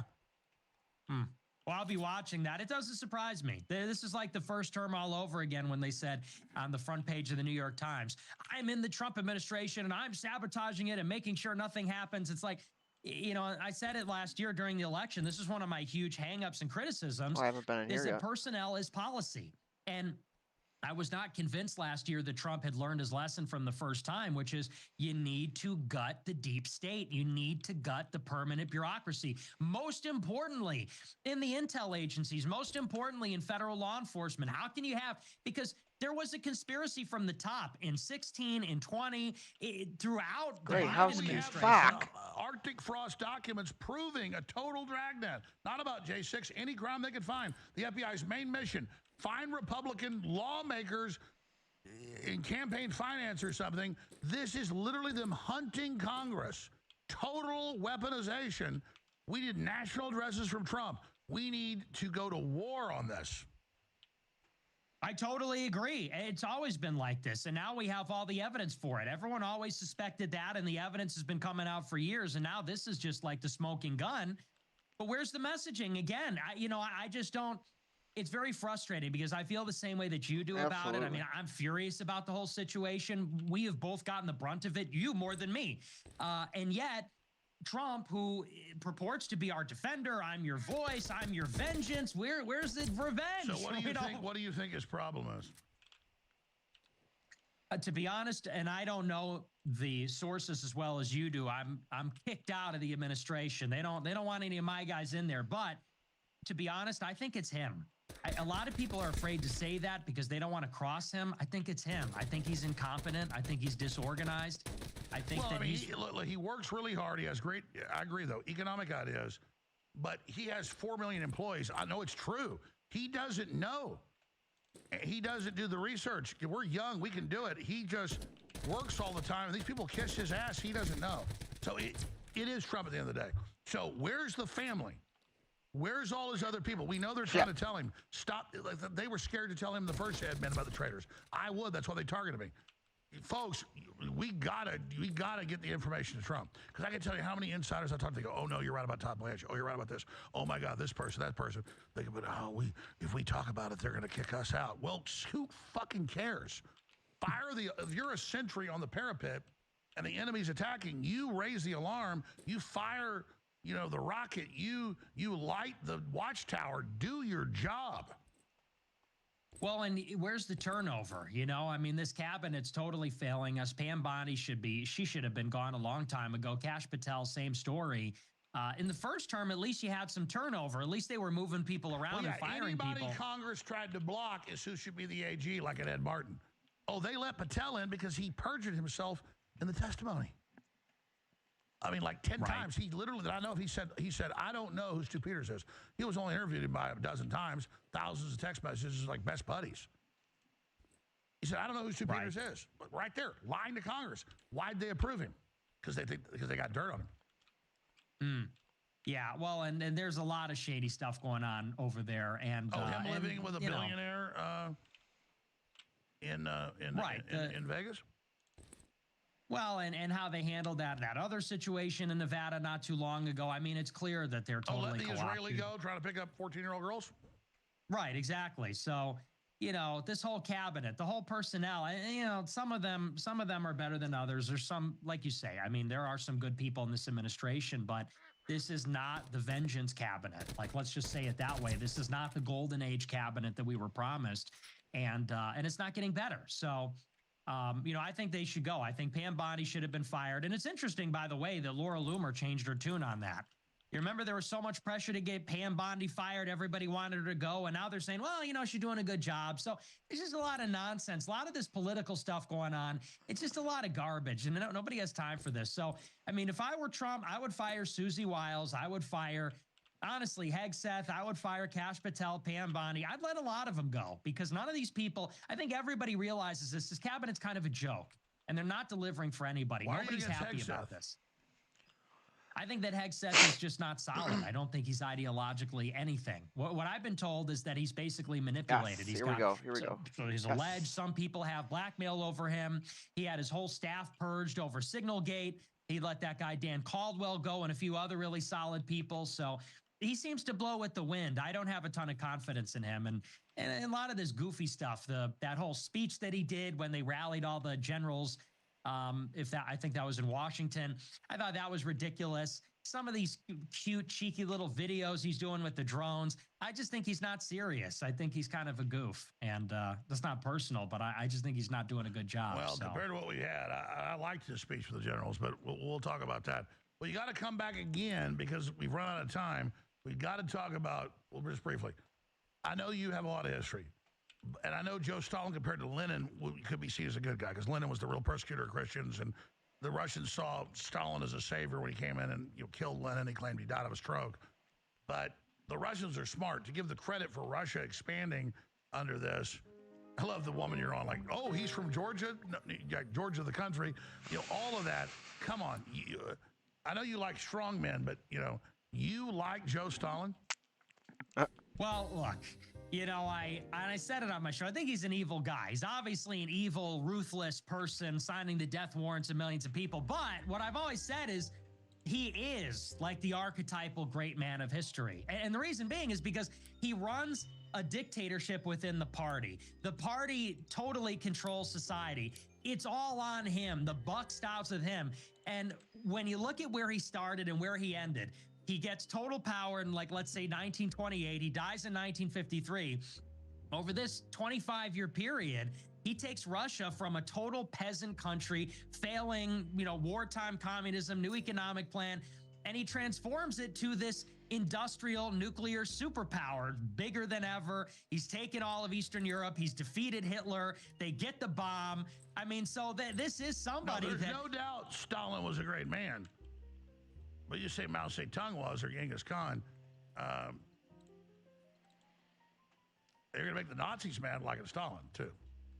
Yeah, well, and I think that's kind of a fun reversal because everybody expects me to be the Hitler guy or whatever. And I tell you the truth, I mean, I don't even really know that. You like the winners?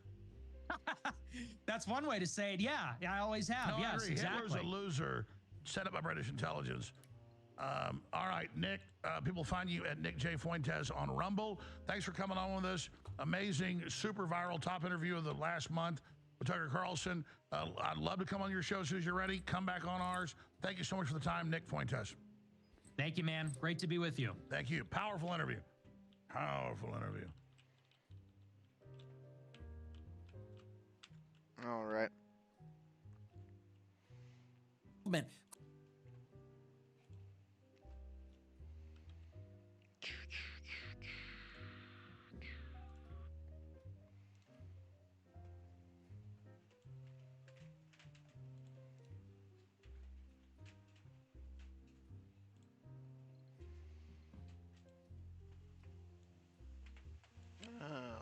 that.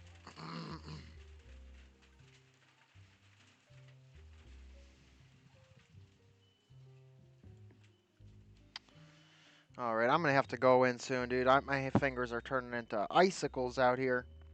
Thank y'all so much for hanging out and chilling with us on this late night chill stream. If you guys like the show, please consider supporting the show. Oh, thank you so much, Ghost. Get a hot cocoa tea or coffee on me. Praying for you to get some nice southern weather this winter. Thank you so much, brother. I really appreciate that. Guys, be like Ghost. Support the channel if you like the channel, and I will see you guys tomorrow. Hopefully it's not freezing freaking cold because it's going to be a long stream tomorrow. Doing our little story time Halloween spooktacular you know, the thing. We're going to, you know the thing. We're going to do the thing. Thank you guys so much for being here. God bless. Until next time, Lil Ewok signing off. Peace out, y'all.